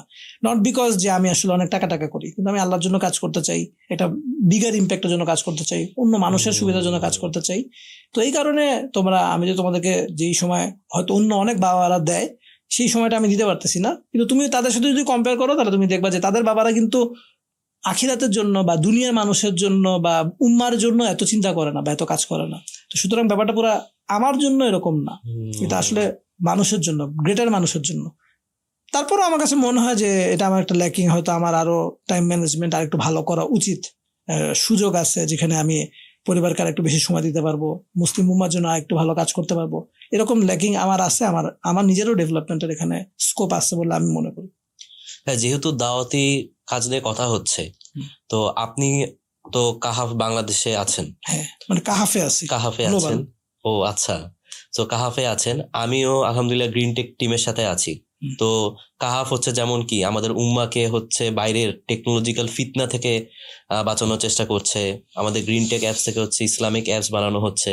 তো এই যে টেকনোলজি ইউজ করে যে আমরা একটা হেল্প করার চেষ্টা করছি বা এই যে দাওয়াতি কাজ করার চেষ্টা করছি, এটা আপনি কিভাবে দেখেন, বা এটা আমরা আসলে আরো কিভাবে ফিউচারে এগিয়ে নিতে পারি? মানে কিছু কিছু ক্ষেত্রে এই জিনিসটা তো আসলে মাস্ট, এবং আল্লাহ সুবহানাহু ওয়া তাআলা কোরআনে বলছেন যে তোমরা তোমাদের সাধ্যমতো প্রস্তুতি গ্রহণ করো। তো সেই সাধ্যমতো প্রস্তুতির ক্ষেত্রে যখন ঘোড়া দিয়ে যুদ্ধ তখন সবচেয়ে বেস্ট ঘোড়াটা নেওয়া, হাতি দিয়ে যুদ্ধ তখন বেস্ট হাতিটা নেওয়া, যখন কামান দিয়ে যুদ্ধ ছিল তখন বেস্ট কামানটা নেওয়া, সবচেয়ে ভালো টেকনোলজি ডেভেলপ করা। এবং ইভেন অ্যাকচুয়ালি কামানরা কিন্তু মানে অটোমান সাম্রাজ্য যারা, এরাই কিন্তু আসলে প্রথম কামান ব্যবহার করছে বা রকেট ব্যবহার করছে, প্রজেক্টাইল দিয়ে অন্যদেরকে হিট করা, দখল করা।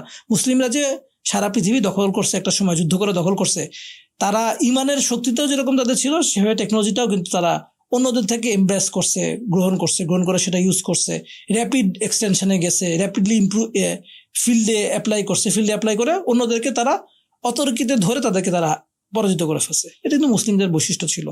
তো এখন ইদানিং আমরা তো আমাদের ইমানের অবস্থাও খারাপ, টেকনোলজির অবস্থাও খারাপ। মানে নট বিকজ আমরা টেকনোলজিতে পিছিয়ে গেছি দেখে আমরা খারাপ পিছিয়ে গেছি, এটা না, আমাদের ইমানে খারাপ দেখে আমরা পিছিয়ে গেছি।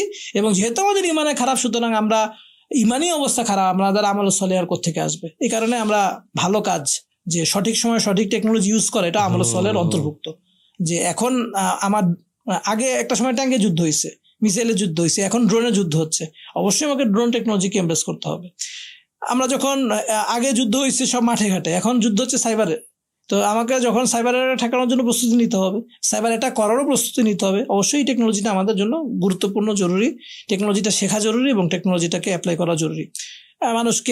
একটা মানুষ বসে বসে টিকটক দেখতেছে, আর সে একটা মানুষ বসে বসে কোরআনের অর্থ পড়তেছে গ্রিন টেক অ্যাপের কোরআন থেকে, definitely the letter is better, তাই না, প্রথমটার থেকে। তো সুতরাং অবশ্যই আমাদেরকে এই জিনিসগুলোকে, এই টেকনোলজি ব্যবহার করে আমরা ভালো কাজ করব, এবং এ ব্যাপারে কোনো সন্দেহ নাই। কিন্তু একটা কিন্তু আছে, কিন্তু হচ্ছে যে আমরা এইটাকেই শেষ মনে করব না। যে টেকনোলজি নিয়ে কাজ করতেছে, সে গ্রিন টেক অ্যাপ ফাউন্ডেশনে কাজ করতেছে বা কাহাফ গার্ডে কাজ করতেছে, কাহাফে মাহফিল অ্যাপে কাজ করতেছে, সে মনে করতেছে আমি তো আসলে মুসলিম উম্মার জন্য কাজ করতেছি। Excellent, right. এটা আপনি রিজিকের জন্য করতেছেন, মুসলিম উম্মার জন্য আপনার এমন রিজিকের ব্যবস্থা যেটা আপনার মুসলিম উম্মাকে ইম্প্যাক্ট ফেলতেছে পজিটিভলি, এক্সিলেন্ট। কিন্তু আপনার কিছু প্রজেক্ট থাকা উচিত, আপনার কিছু কাজ থাকা উচিত যেটা আপনি অফলাইনে করেন, সাধারণ মানুষের মধ্যে ফিজিক্যালি ওয়ান অন ওয়ান করেন, সাধারণ মানুষকে সামনাসামনি দাওয়াত দেন। একটা মাদ্রাসায় গিয়ে আপনি ফিজিক্স পড়ান, একটা মাদ্রাসায় গিয়ে আপনি কেমিস্ট্রি পড়ান, অঙ্ক করান। আপনি কিছু রাস্তার ছেলেবেলা যারা রাস্তায় ঘুরে বেড়ায় এদেরকে ডেকে আপনি বাংলা ইংলিশ পড়ান, তাদেরকে আপনি একবেলা খাবার দেন, কিছু মানুষের কাছ থেকে টাকা জোগাড় করে তাদেরকে আপনি খাওয়ান। এই ধরনের কিছু প্রজেক্ট করা উচিত, থাকা উচিত, যেটার বিনিময় একমাত্র আমি আল্লাহর কাছে চাই। অফলাইন, চারপাশের সাথে রিলেটেড, মানুষের সাথে কানেক্টেড, এবং যেখান থেকে আমার কোনো অর্থনৈতিক বেনিফিট নাই, বরং আমার টাইম ইনভেস্টমেন্ট আছে, আমার অর্থনৈতিক ইনভেস্টমেন্টও আছে, কিন্তু এটার জন্য প্রতিদান একমাত্র আমি আল্লাহর কাছে চাই। এখন আমি যেটাই করতে পারি, যেটাই আমার দ্বারা হয়, যেটাই আমি ভালো পারি, কিছু সময় এই ধরনের ভালো কাজের জন্য অ্যালোকেট করা উচিত।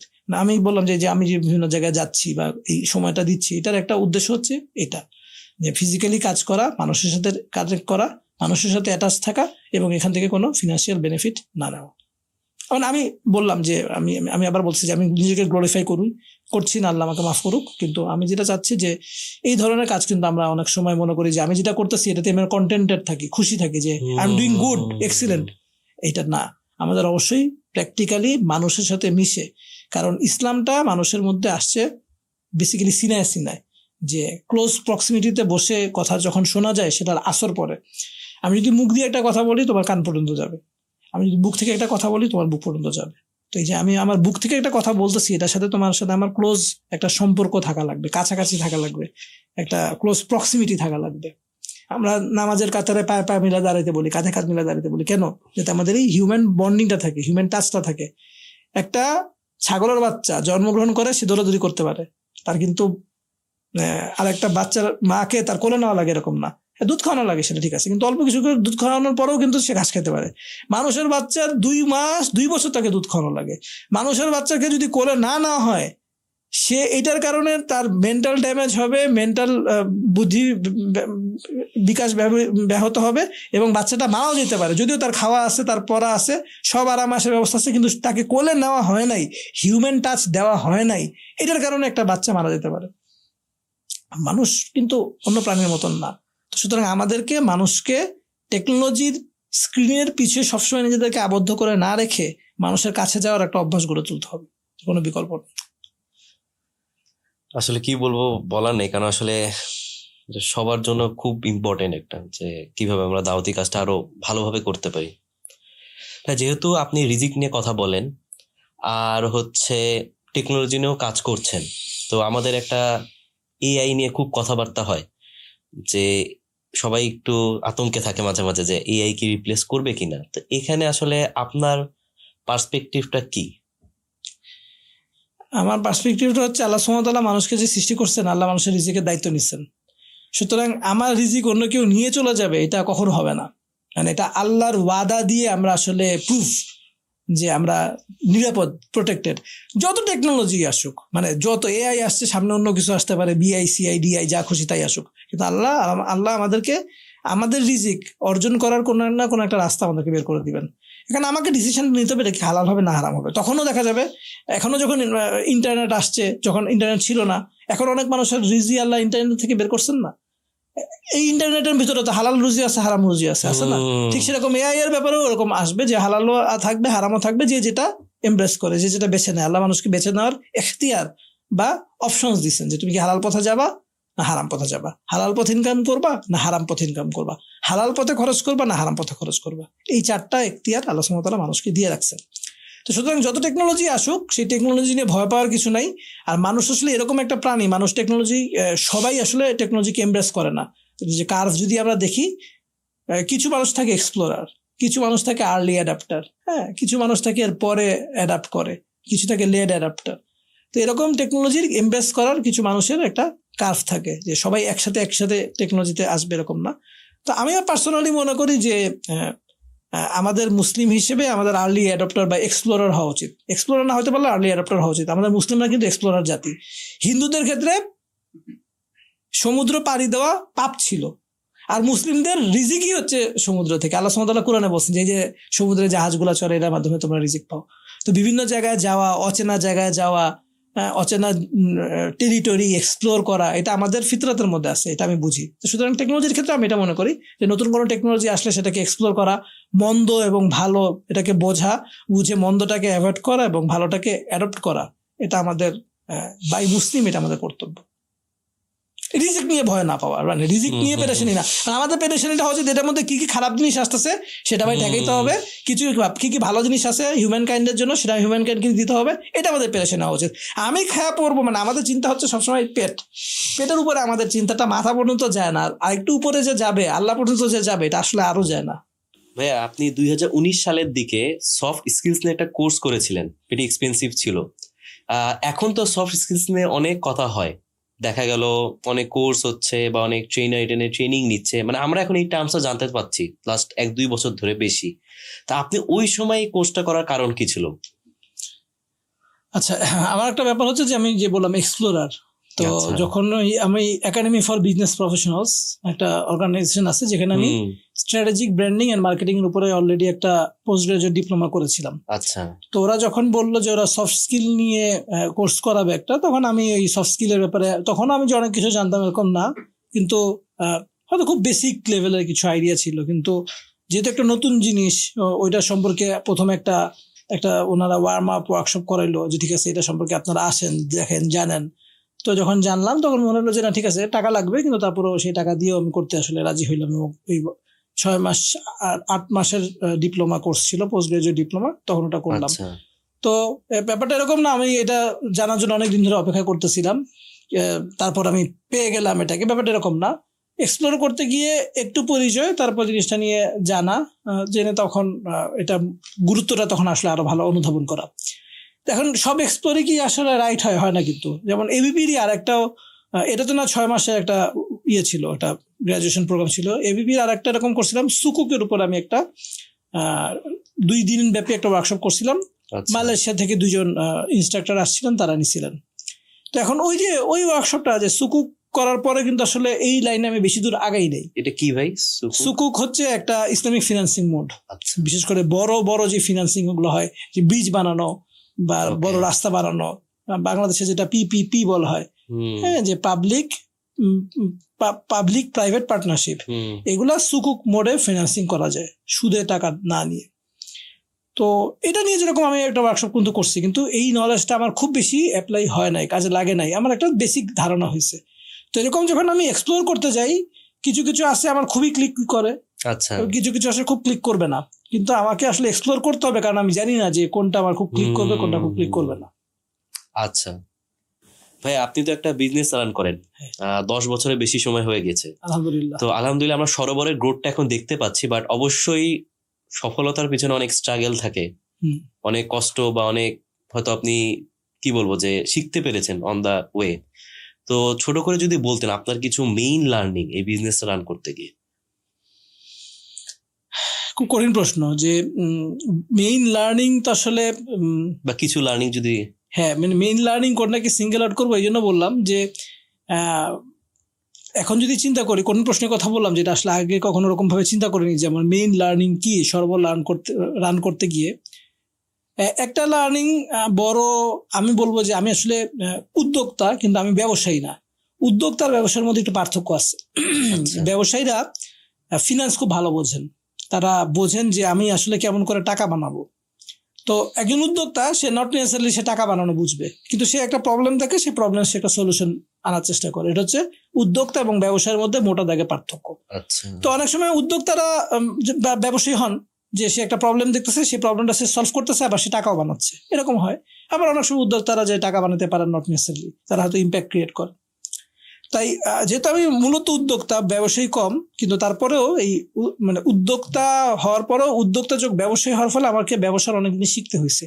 যেহেতু আমার ডিএনএতে ব্যবসা নাই, কিন্তু আলহামদুলিল্লাহ যতটুকু ব্যবসা আমি শিখছি, অনেক শিখে ফেলছি এরকম না, কিন্তু যতটুকু শিখছি, কিছুটা বই পড়ে, কিছুটা মানুষের বিজনেস এক্সপিরিয়েন্স শুনে, কিছুটা আমার নিজের বিজনেস করতে করতে শেখা।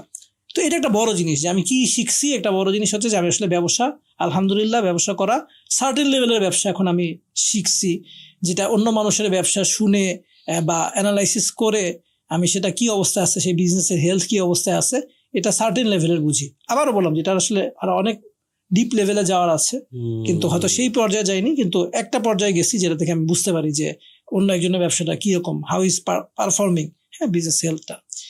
এটা একটা শিক্ষা। আর একটা বড় শিক্ষা আমি বলবো যে আমাদের শর্টকামিং গুলা আসলে আমি অনেক কিছু শিখছি, যে সর্বোচ্চ চালাইতে গিয়ে আমি বুঝছি যে হয়তো এই জিনিসটা এইভাবে না, এই জিনিসটা এইভাবে করতে হয়। হিউম্যান রিসোর্স ম্যানেজমেন্টের ক্ষেত্রে বা প্রসেস ম্যানেজমেন্টের ক্ষেত্রে এই ধরনের অনেক জিনিসপত্র আমি আসলে সর্বোচ্চ চালাইতে গিয়ে শিখতে পারছি আলহামদুলিল্লাহ। এই দুইটা আমি বলবো যে আমার আসলে বড় লার্নিং। এবং এই লার্নিং গুলা কেউ যদি এই প্রসেসের মধ্যে দিয়ে না যায়, কাজটা যদি না করে, সে আসলে শিখতে পারবে না। ভাই আমি বিজনেস ব্যাকগ্রাউন্ডের না, তো দেখা গেল ছোটবেলা থেকে ওই প্রসেসের মধ্য দিয়ে আসা, তো এই বিজনেস খুব বেশি দেখা হয় না। অনেকে দেখা যায় যে ফ্যামিলিতেই বিজনেস থাকে, আমার আশেপাশে আমার জানা নেই যে কে ছিল। তো আমি যদি এখন বিজনেস শুরু করতে চাই, বা আমার মতো এমন অনেকেই থাকতে পারে যে হয়তো জব করে, বাট যদি সে বিজনেস শুরু করতে চায়, মানে আমি কিভাবে শুরু করব? কারণ খুব বেশি হয়তো ইনভেস্টমেন্টও করতে চাচ্ছি না, বাট দেখতে চাচ্ছি যে এই যে এক্সপ্লোর করার বিষয়টা, যে আমি কি এখানে ভালো কিনা। তা আমার জন্য আপনার সাজেশন কি, বা এইরকম যারা আছে? আচ্ছা, এটাও খুব ভালো একটা প্রশ্ন। তবে এটা ভালো প্রশ্ন, কঠিন প্রশ্ন না। ভালো প্রশ্ন মানে এটা প্রশ্নের উত্তর আমি জানি, ওই উত্তর আগে দিচ্ছি। আচ্ছা, হ্যাঁ, এই প্রশ্ন এই কথাটা গতকালকেও আমরা যে after you start up business যে ওয়ার্কশপটাতে আমি গেছিলাম, এখানেও এই উত্তরটা আমি দিচ্ছি। ওই উত্তরটা আমি আবার দিচ্ছি যে যারা ব্যবসায়ী না, তারা দেখতে চায় যে আমি আসলে ব্যবসায়ী কি না। ব্যবসায়ী কেউ কি না, এটার একটা বড় প্রমাণ হচ্ছে যে ব্যবসায়ী, তাকে আটকে রাখা যায় না, এটা বের হয়ে যায়। আচ্ছা, আমার একটা বন্ধু ছিল, এখন একটা ই-কমার্স প্রতিষ্ঠান চালায়, সপ নামে, ওটারও এমডি এবং সিইও। তো যেমন ও হচ্ছে আমাদের স্কুলে সেন্ট জোসেফে পড়তো, নরডামে পড়ছে, ওখান থেকে আইবিএতে পড়ছে। কিন্তু আইবিএতে পড়ছে, তারপর সময় যখন আইবিএতে যখন পড়তো তখনই দেখতাম যে ওর রেস্টুরেন্ট আছে। তো যখন সে পড়তেছে পড়াশোনার সময়, কিন্তু তার আসলে সে বিভিন্ন বিজনেস সে চালাচ্ছে, তার মোবাইলের দোকান আছে, সে মোবাইলের দোকান সে তখনই ব্যবসা করে। তো এই যে তাকে তো কেউ বলে দেয় না যে ভাই তুমি একটা কাজ করো, তুমি একটা মোবাইলের দোকান দাও বা তুমি একটা রেস্টুরেন্ট দাও, এটা তাকে বলে দেয় না। সে ন্যাচারালি ইনস্টিংটিভলি সেই কাজগুলো করছে। আমার পার্টনার ইফতিখার ভাই, উনিও যেরকম ন্যাচারালি ইনস্টিংটিভলি একজন ব্যবসায়ী। উনি বসে থাকছেন, উনি অনেকবার জীবনে ব্যবসা করার চাকরি করার চেষ্টা করছেন যে না উনি ব্যবসা করবেন না, কিন্তু দিন শেষে উনি আবার যে ব্যবসার মধ্যে ঢুকে গেছেন। এটা ওনার ইনস্টিংক্টে আছে, এই জিনিসটাই ওনার ন্যাচারালি আসে। আচ্ছা, তো এটা হচ্ছে যে কেউ যদি ব্যবসায়ী হয় সে বুঝে যাবে যে এটা এমন জিনিস, এটাকে দমায় রাখা যায় না, চলে আসে। আর ব্যবসা ছাড়া যদি কেউ বলে যে আমি আসলে ব্যবসায়ী নাই, এটা আমার ডিএনএতে নাই, কিন্তু আমি ব্যবসা খুব করতে চাই, আমার খুব তীব্র আগ্রহ আছে, তার জন্য আমার পরামর্শ হচ্ছে সে ব্যবসায়ীর সাথে যেন থাকে। মানে আমি ঘুরবো কার সাথে, আমি বাইরে যাবো কার সাথে, আমি মিশবো কার সাথে, আমি কোন অ্যাসোসিয়েশনে মিশবো, এটা ব্যবসায়ীদের অ্যাসোসিয়েশন হইতে হবে। যারা উদ্যোক্তা আছে, যাদের বিভিন্ন বিজনেস আছে, তাদের সাথে চলতে হবে যে ভাই আমি তো কালকে ফ্রি আছি, আপনি কি আছেন কিনা, আমি আপনার সাথে একসাথে জুমার নামাজ পড়তে যাবো। জুমার নামাজ পড়লাম, পড়তে গেলাম, পড়ার সময় ফেরত আসলাম, আমার এলাকা থেকে আমি গেলাম, হেঁটে আসলাম, কিছু সময় থাকা হইলো না, অন্য কোনো সময় না, জাস্ট হাঁটতে কথা বললাম। ফজরের নামাজের পরে উনি একজন, আমি ফজরের নামাজের পরে আমি মসজিদে নামাজ পড়তেছি, ইশরাকের নামাজ পড়ছি, আরেকজন ইশরাকের নামাজ পড়ছে। এখন আমরা দুজন একসাথে হেঁটে বাসায় আসতেছি। এই যে দুজন হেঁটে বাসায় আসলাম, একটু কথা বলার সুযোগ পাইলাম, এইটা কোন মানুষের সাথে আমি করব? এটা আমি যদি ব্যবসা করতে চাই, তাহলে একজন ব্যবসায়ী মানুষের সাথে আমার এই আলাপটা করা লাগবে। এই যে অ্যাসোসিয়েশন, সাথে থাকতে কথা শুনতে ব্যবসায়ীদের সাথে কথা থাকলে সে ব্যবসা নিয়ে কথা বলবে। এই শুনতে একটা আইডিয়া হবে, একটা আইডিয়া গ্রো করবে। এই আইডিয়া গ্রো করার পরে যে জিনিসটা হবে যে একটা পর্যায়ে আমি একটা ইনভেস্টমেন্টের ডিসিশন নিতে পারবো। ঠিক আছে, আমার একটা ছোট ট্রেড আছে, 2 লাখ টাকা লাগবে। 2 লাখ টাকা লাগলে আমি এই কাজটা উঠে ফেলতে পারবো, আমার 10 দিন 20 দিন 30 দিনের জন্য টাকাটা লাগবে, আমি তোমাকে এই বেনিফিটটা দিব। মানে যে ইনভেস্টমেন্ট করবে তাকে আমি এই বেনিফিটটা দিব, কারণ আমার 2 লাখ টাকা জমানো আছে, অথবা আমি জানি আমার দাদির কাছে 2 লাখ টাকা আছে, অথবা আমি জানি যে আমার ওয়াইফের কাছে 2 লাখ টাকা জমানো আছে। তো তার কাছ থেকে আমি নিয়ে বললাম যে আমি তোমাকে একটা টাকাটা ব্যবসা খাটায় দিই, এরকম একটা প্রফিট হওয়ার সম্ভাবনা আছে। তো আমি তার টাকাটা নিয়ে ওই ব্যবসাটায় খাটায় একটা প্রফিট বের করে তাকে, যে মালিক, তার কাছ থেকে আমি টাকাটা দিয়ে দিলাম, আর প্রফিটটা নিয়ে নিলাম, আর আমি কিছু রাখলাম, না রাখলাম, কিন্তু আমি কি করলাম, একটা বিজনেস সাইকেল চালাইলাম। এরকম করে ছোট ছোট বিজনেস সাইকেল চালাইতে এক্সপিরিয়েন্স নিতে কিছু জায়গায় একটু খারাপ এক্সপিরিয়েন্স হবে, টাকা ধরা যাবে, মাইক যাবে, কিছু জায়গায় ক্লিক করবে, তখন সে আস্তে আস্তে একটা বিজনেস অ্যাকিউমেন্ট ডেভেলপ করবে। আমার একটা ওয়ার্কশপ আছে পরে before you start a business, ওখানে এই জিনিসগুলো আমরা একটু ডিটেলস আলাপ করি। আচ্ছা ভাই, আপনি যেহেতু সফট স্কিলস নিয়ে কোর্স করেছিলেন, সেখান থেকে একটা প্রশ্ন যে আমাদের জব লাইফ হোক অথবা বিজনেস, এই কমিউনিকেশনটা অনেক ইম্পর্টেন্ট। মানে একটা হাদিসের কথা আমার মনে পড়ে যায় যে মেবি এরকম যে কিছু মানুষের কথায় জাদু আছে। হ্যাঁ, তো আসলে আমরা কমিউনিকেশনটা কিভাবে ইমপ্রুভ করতে পারি, যদি খুবই ছোট করে বলতেন বা আপনার এক্সপিরিয়েন্স থেকে। প্রথমত হচ্ছে অ্যাওয়্যার হওয়া যে আমি কথা বলছি, এই কথাটা যেমন আমি একবার একটা ওয়ার্কশপে গেছিলাম জামিয়া সালাফিয়া রাজশাহীতে। আচ্ছা। তো শেখ আব্দুর রাজ্জাক বিন ইউসুফ উনি আমাকে কথা বলার শুরুতে থামাই দিলেন। আচ্ছা। থামাই উনি বললেন যে আস্তে আস্তে ধীরে ধীরে কথা বলবা। এটা কবেকার কথা অনুমানিক? 2020-22 এই সময় হবে। তো এখন এই যে ধীরে ধীরে স্পষ্ট ভাবে কথা বলা, আস্তে আস্তে কথা বলা, এটা একটা কমিউনিকেশনের একটা স্কিল। এখন আমি যে কথা বলতেছি যে পডকাস্টে, হয়তো আমি হর করে অনেক কথা বলে ফেলছি, অনেক কুইকলি বলে ফেলছি, অনেকের জন্য এটা ফলো করা ডিফিকাল্ট।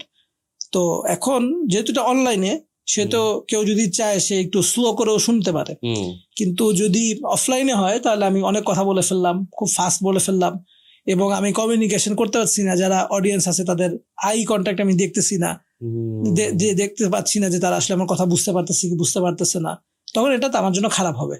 তো এই যে বললাম যে একটা কাজ, আমি একটা কাজ করতে গেছি, একজন আমাকে থামায় বসে আমাকে এই জিনিসটা চেঞ্জ করা। তো এরকম ভাবে আমার বিভিন্ন প্রবলেম থাকবে কমিউনিকেশনে, যেটা আমার যারা শুভানুধ্যায়ী, যা ভালো চায়, সে আমাকে কারেকশন করে দিবে যে তুমি ফাস্ট কথা বলো, তোমার কথাটা স্পষ্ট না। তো এই জিনিসগুলো আমলে নেওয়া এটা খুবই গুরুত্বপূর্ণ। আর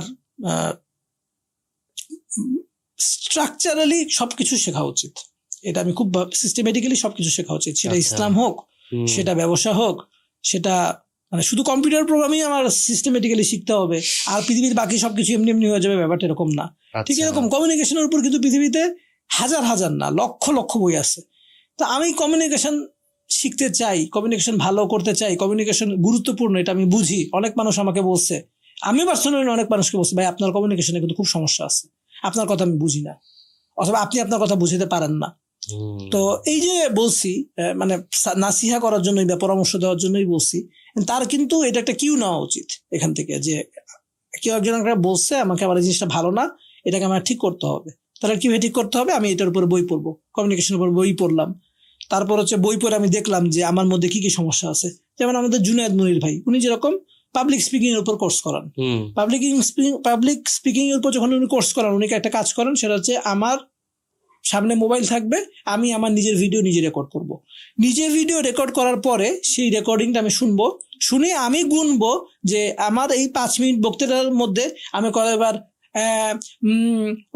হ্যাঁ, তারপর এই যে কথাগুলো আমরা বললাম, যে কথাগুলো আসলে কোনো ভ্যালু অ্যাড করে না, অর্থহীন কথা, এই কথাগুলো আমি বলতেছি কেন? কারণ আমার থট প্রসেসটা ক্লিয়ার না, চিন্তা করে বলতে পারছি না, এই কারণে আমি এই ধরনের শব্দ ব্যবহার করলাম। তা আমি দেখলাম যে 5 মিনিটের মধ্যে আমি এটা 25 বার বলছি। এখন আমার টার্গেট থাকবে এটা কমায় আনা, 25 থেকে 20, 20 থেকে 15, 15 থেকে 10, 10 থেকে 5, তারপরে একে নিয়ে আসা বা শূন্যতে নিয়ে আসা। তো এইটা একটা প্র্যাকটিস করা। এই প্র্যাকটিসটা কিন্তু হিটলারের মতো লোক করছে। হিটলার যদি আয়নার সামনে দাঁড়ায় পাবলিক স্পিকিং প্র্যাকটিস করতে পারে, কমিউনিকেশন প্র্যাকটিস করতে পারে, সেখানে আমি যদি মনে করি যে না আমার কমিউনিকেশন এমনি এমনি ভালো হয়ে যাবে, এমনি এমনি ভালো হওয়ার জিনিস এটা না। এটার জন্য থটফুল এন্ডেভার, এফোর্ট দেওয়া লাগবে। যেটা বললাম যে বই পড়তে হবে, সেটা প্র্যাকটিসে আনতে হবে, অন্য কারো দরকার হলে হেল্প নিতে হবে, হেল্প নিয়ে দরকার হলে কিছু ট্রেনিং এ যাইতে হবে, ট্রেনিং করতে হবে। কিন্তু কমিউনিকেশন এমন একটা জিনিস, যে জিনিসটা আসলে কোনো বিকল্প নাই। মানে কোথাও যে কেউ যদি মনে করে যে ভাই আমার এই কাজটা আমি ভালোভাবে করব, তাহলে কমিউনিকেশনে ভালো হওয়ার আসলে কোনো বিকল্প নাই। খুব সিম্পল একটা এক্সাম্পল দিই। আমি আজকে আমার বাসা থেকে আসার সময় আমার যে জব্বাটা আমি পরে আসছি, এরকম একটা জব্বা আমি ইস্ত্রি করতে দিয়ে আসছি। তো ইস্ত্রি করতে যখন দিছি, কিন্তু সেটা কিন্তু একটু ঘুরে দূরে একটা ইয়ে আছে, একটা লন্ড্রি আছে, সেখানে দিয়ে আসছি। আমার বাসার কাছে যে লন্ড্রি আছে সেখানে দিইনি। আচ্ছা, কেন দিইনি? কারণ আমার বাসার কাছে যে লন্ড্রিটা আছে, সে আমায় কাপড় নিয়ে গেলে সে আমাকে ঝাড়ি দেয়। সে আমাকে বলে আপনি কি করে নিয়ে আসছেন, কাপড় কুচকা টুচকা নিয়ে আসছেন, এরকম করে কেউ কাপড় কুচকায়? এখন এই যে এরকম করে কেউ কাপড় কুচকে কিনা, ভাই আমি তো ইস্ত্রি করতে আসছি কারণ কাপড়টা কুচকানো। আপনি যদি আমাকে ঝাড়ি দেন, আমি তো আপনাকে ছাড় আসবো না, এবং ডেফিনেটলি আমি তো ছাড় যাই না। এখন অন্য যেখানে যাই না সেখানে কি ঘটনা ঘটে নাই, সেখানে ঘটছে। কিন্তু অন্যখানে যে ছিল, অন্য যে লন্ড্রিতে আমি এখন কাপড় দিই, সে আমাকে বলছে যে ভাই আপনারা তো গরম পানি দিয়ে কাপড় ধোন, কিন্তু যে পরিমাণ গরম পানি আপনারা দেন, এই গরম পানিতে কাপড়টার জন্য কোনো ক্ষতি হয়। আমি অনেকক্ষণ ধরে চেষ্টা করি এটা ইস্ত্রি করার, আমার অনেক কষ্ট হয়, কিন্তু কাপড়টার যে ক্ষতি হয়, ক্ষতিটা কিন্তু আপনার কাপড়টা নষ্ট হয়ে যাবে তাড়াতাড়ি। সে কি করছে, আমাকে আমার ক্ষতিটা বুঝায় বলছে। তার কষ্ট হয় সেটাও সে বলছে, আমার ক্ষতিটা হয় সে আমাকে বুঝায় বলছে। বুঝে বলছে যে আপনারা নর্মাল ঠান্ডা পানি দিবেন, দেখবেন যে অনেক সব কাপড় কিন্তু লেখা থাকে যে ওয়াশ ইন কোল্ড ওয়াটার। তো আমাকে এটাও সে বোঝায় বলছে যে কেন লেখা থাকে ওয়াশ ইন কোল্ড ওয়াটার, কারণ গরম পানি দিলে ওই কাপড়টা সমস্যা হয়। তো এইটা সে আমাকে যখন বুঝায় বলছে, এখন আমি আমার বাসায় যিনি কাপড় ধোন ওনাকে আমি বলছি যে আপনি গরম পানি দিয়ে কাপড় ধোবেন না, ঠান্ডা পানি দিয়ে সাবান দিয়ে কাপড় ধোবেন, গরম পানি দিয়ে ধোবেন না। এখন এর ফলে ওই লন্ড্রিওয়ালার কি হয়েছে, সেকেন্ড যে লন্ড্রিওয়ালা, তার যেটা সুবিধা হয়েছে, তার এখন আর আমার কাপড় অত কুচকানো হয় না, তার ইস্ত্রি করতে কষ্ট কম হয়। আবার আমার সাইডের থেকে সে একটা বেনিফিট বের হয়েছে যে আমার কাপড়টা ভালো থাকবে। তো এই যে পার্থক্যটা কি, যে একটা লোক বিজনেস পাইতো, সেই বিজনেসটা সে হারাইছে কেন, কমিউনিকেশনের জন্য। আর একজন মানুষের আমি একজন লয়াল কাস্টমার হয়েছি কেন, তার কমিউনিকেশনের জন্য। তো একেবারে একটা লন্ড্রির এক্সাম্পল দিয়ে বললাম যে একটা লন্ড্রি ওনার একেবারে হয়তো সে 3,000-4,000 টাকার একটা দোকান নিয়ে, সে একটা পাড়াতে দোকান নিয়ে বসছে, তারও যদি কমিউনিকেশন ভালো হয় তার ব্যবসায় উন্নতি হবে, তোর কি হবে। আর যার কমিউনিকেশন খারাপ, তার ওই ব্যবসার কমতে কমতে একটা পর্যায়ে সে নীল হয়ে যাবে, কেউ তার কাছে আসবে না। ভাই আমরা অলমোস্ট আমাদের শেষের দিকে আছি, আর বাট কিছু জিনিস জানার ছিল, যেমন এডটেক কোম্পানি বাংলাদেশে তো আসলে আপনি নিজেকে একজন টিচার হিসেবে পরিচয় দেন অনেক সময়। তো স্বপ্নের এডটেক কোম্পানিতে আপনাকে যদি বলা হয় মানে কি কি কোয়ালিটি দেখতে চান, কারণ আসলে এডটেক কোম্পানি একদিক থেকে অনেক ভালো করছে স্কুল কলেজের থেকে যদি তুলনা করা যায়, আবার অনেক দিক থেকে অনেক ল্যাকিংসও আছে। তো যদি বলা হয় আপনার একটা স্বপ্নের এডটেক কোম্পানিতে কি এলিমেন্টস থাকা দরকার? এটাও তুমি খুব কঠিন প্রশ্ন করছো, এটার উত্তর আমার জানা নেই। কারণ আসলে এডটেক কোম্পানি, আমি আসলে এডটেক কোম্পানির যে বিজনেস অপারেশনস বা বিজনেস ম্যানেজমেন্ট, এটা সম্পর্কে খুব ডিটেলস জানি না। বা টিচিং নিয়ে যদি বলতেন, যে আসলে আমাদের তো টার্গেটই থাকে যে মেবি একটা জব প্রোভাইড, এই কোর্সটা করে তার স্কিল ডেভেলপমেন্ট হবে। আচ্ছা, তো এই ক্ষেত্রে আমরা যারা এইরকম প্রোভাইড করি, যাচ্ছে স্কিল ডেভেলপ করার ক্ষেত্রে এইরকম কিভাবে আমাদের প্রসেসটা ইমপ্রুভ করা যায়, বা ওভারঅল মনে হয় যে এখানে একটা ল্যাকিংস আছে। আপনি তো যেহেতু মানুষের সিভি পান, দেখেন যাচ্ছে এই কোয়ালিটিটা ছেলে নাই, অলদো সে হয়তো আপনার জন্য ডিজিটাল মার্কেটিং অ্যাপ্লাই করেছে। এখানে আসলে আমার বরং উল্টা প্রশ্ন হবে, সেটা হচ্ছে যে এডটেক কোম্পানি কি ভ্যালু দিচ্ছে যেটা সে ইউটিউবে দেখতে পাবে না। এটার ক্ষেত্রে হতে পারে যে অনেকে বলে যে মেবি এক্সট্রা যে সাপোর্টটা পায়, যেমন ইউটিউবের ক্ষেত্রে হতে পারে যে সে আর রিপ্লাই পাবে না, মেবি সে যদি কোনো একটা জায়গায় আটকে যায় তাহলে সে আর রিপ্লাই পাবে না। বাট এডটেকের ক্ষেত্রে যদি ইনস্ট্রাক্টর সাপোর্টটা থাকে তাহলে সেই একটা সাপোর্ট পাবে, একটা কমিউনিটি পাবে। এই হেল্পগুলোর জন্য ইউটিউব থেকে কোর্স বেটার। আচ্ছা, মানে এটা কত বেটার যেটার কারণে আমি পয়সা দিব? এইটা কত বেটার, এটা তো আসলে মেবি ভ্যারি করে, যে বা এটাই আসলে আমাদের চ্যালেঞ্জ থাকে যে কতটুকু বেটার করতে পারি যাতে মেবি আমাদের এটার জন্য মানুষ পয়সা দেওয়ার জন্য প্রস্তুত। হ্যাঁ, মানে তুমি যে প্রশ্ন আমাকে করছো, এই প্রশ্নের উত্তরটা আসলে ওখানে আছে। আচ্ছা, মানে আমি একটা জিনিস পে করবো, আমি একটা জিনিস পে করবো না, মানে আমি হয়তো একই রিসোর্স, তুমি একবার বলছো যে এখন দুনিয়ার যে এরকম, সেটা হচ্ছে যে ইউটিউব ঘাটলে বা মানে ওয়েবসাইট ঘাটলে বা ব্লগ ঘাটলে আমার নেসেসারি নলেজ আমি সব পাবো। আচ্ছা, কিন্তু আমি আসলে ওইটা বাদ দিয়ে আমি আপনার কাছে আসবো, আপনি আপনাকে পয়সা দিব কিছু দিতে হবে কি জন্য, যে আমি আপনার কাছে আসবো। আমার এখানে ইনসাইটটা আছে ভাই। এখন হচ্ছে অলমোস্ট লাস্ট প্রশ্ন, আপনি যেহেতু মার্কেটিং এর লোক, তো আমাদের পার্সোনাল ব্র্যান্ডিং, অনেকে আছে যে একদম চুপচাপ থাকে বা কেউ জানেও না, তাদের জন্য আপনার সাজেশনটা কি, মানে আপনি পার্সোনাল ব্র্যান্ডিং বিষয়টাকে কিভাবে দেখেন? পার্সোনাল ব্র্যান্ডিং জিনিসটা অন্য অনেক জিনিসের মতো পার্সোনাল ব্র্যান্ডিং আসলে খুব গুরুত্বপূর্ণ একটা জিনিস।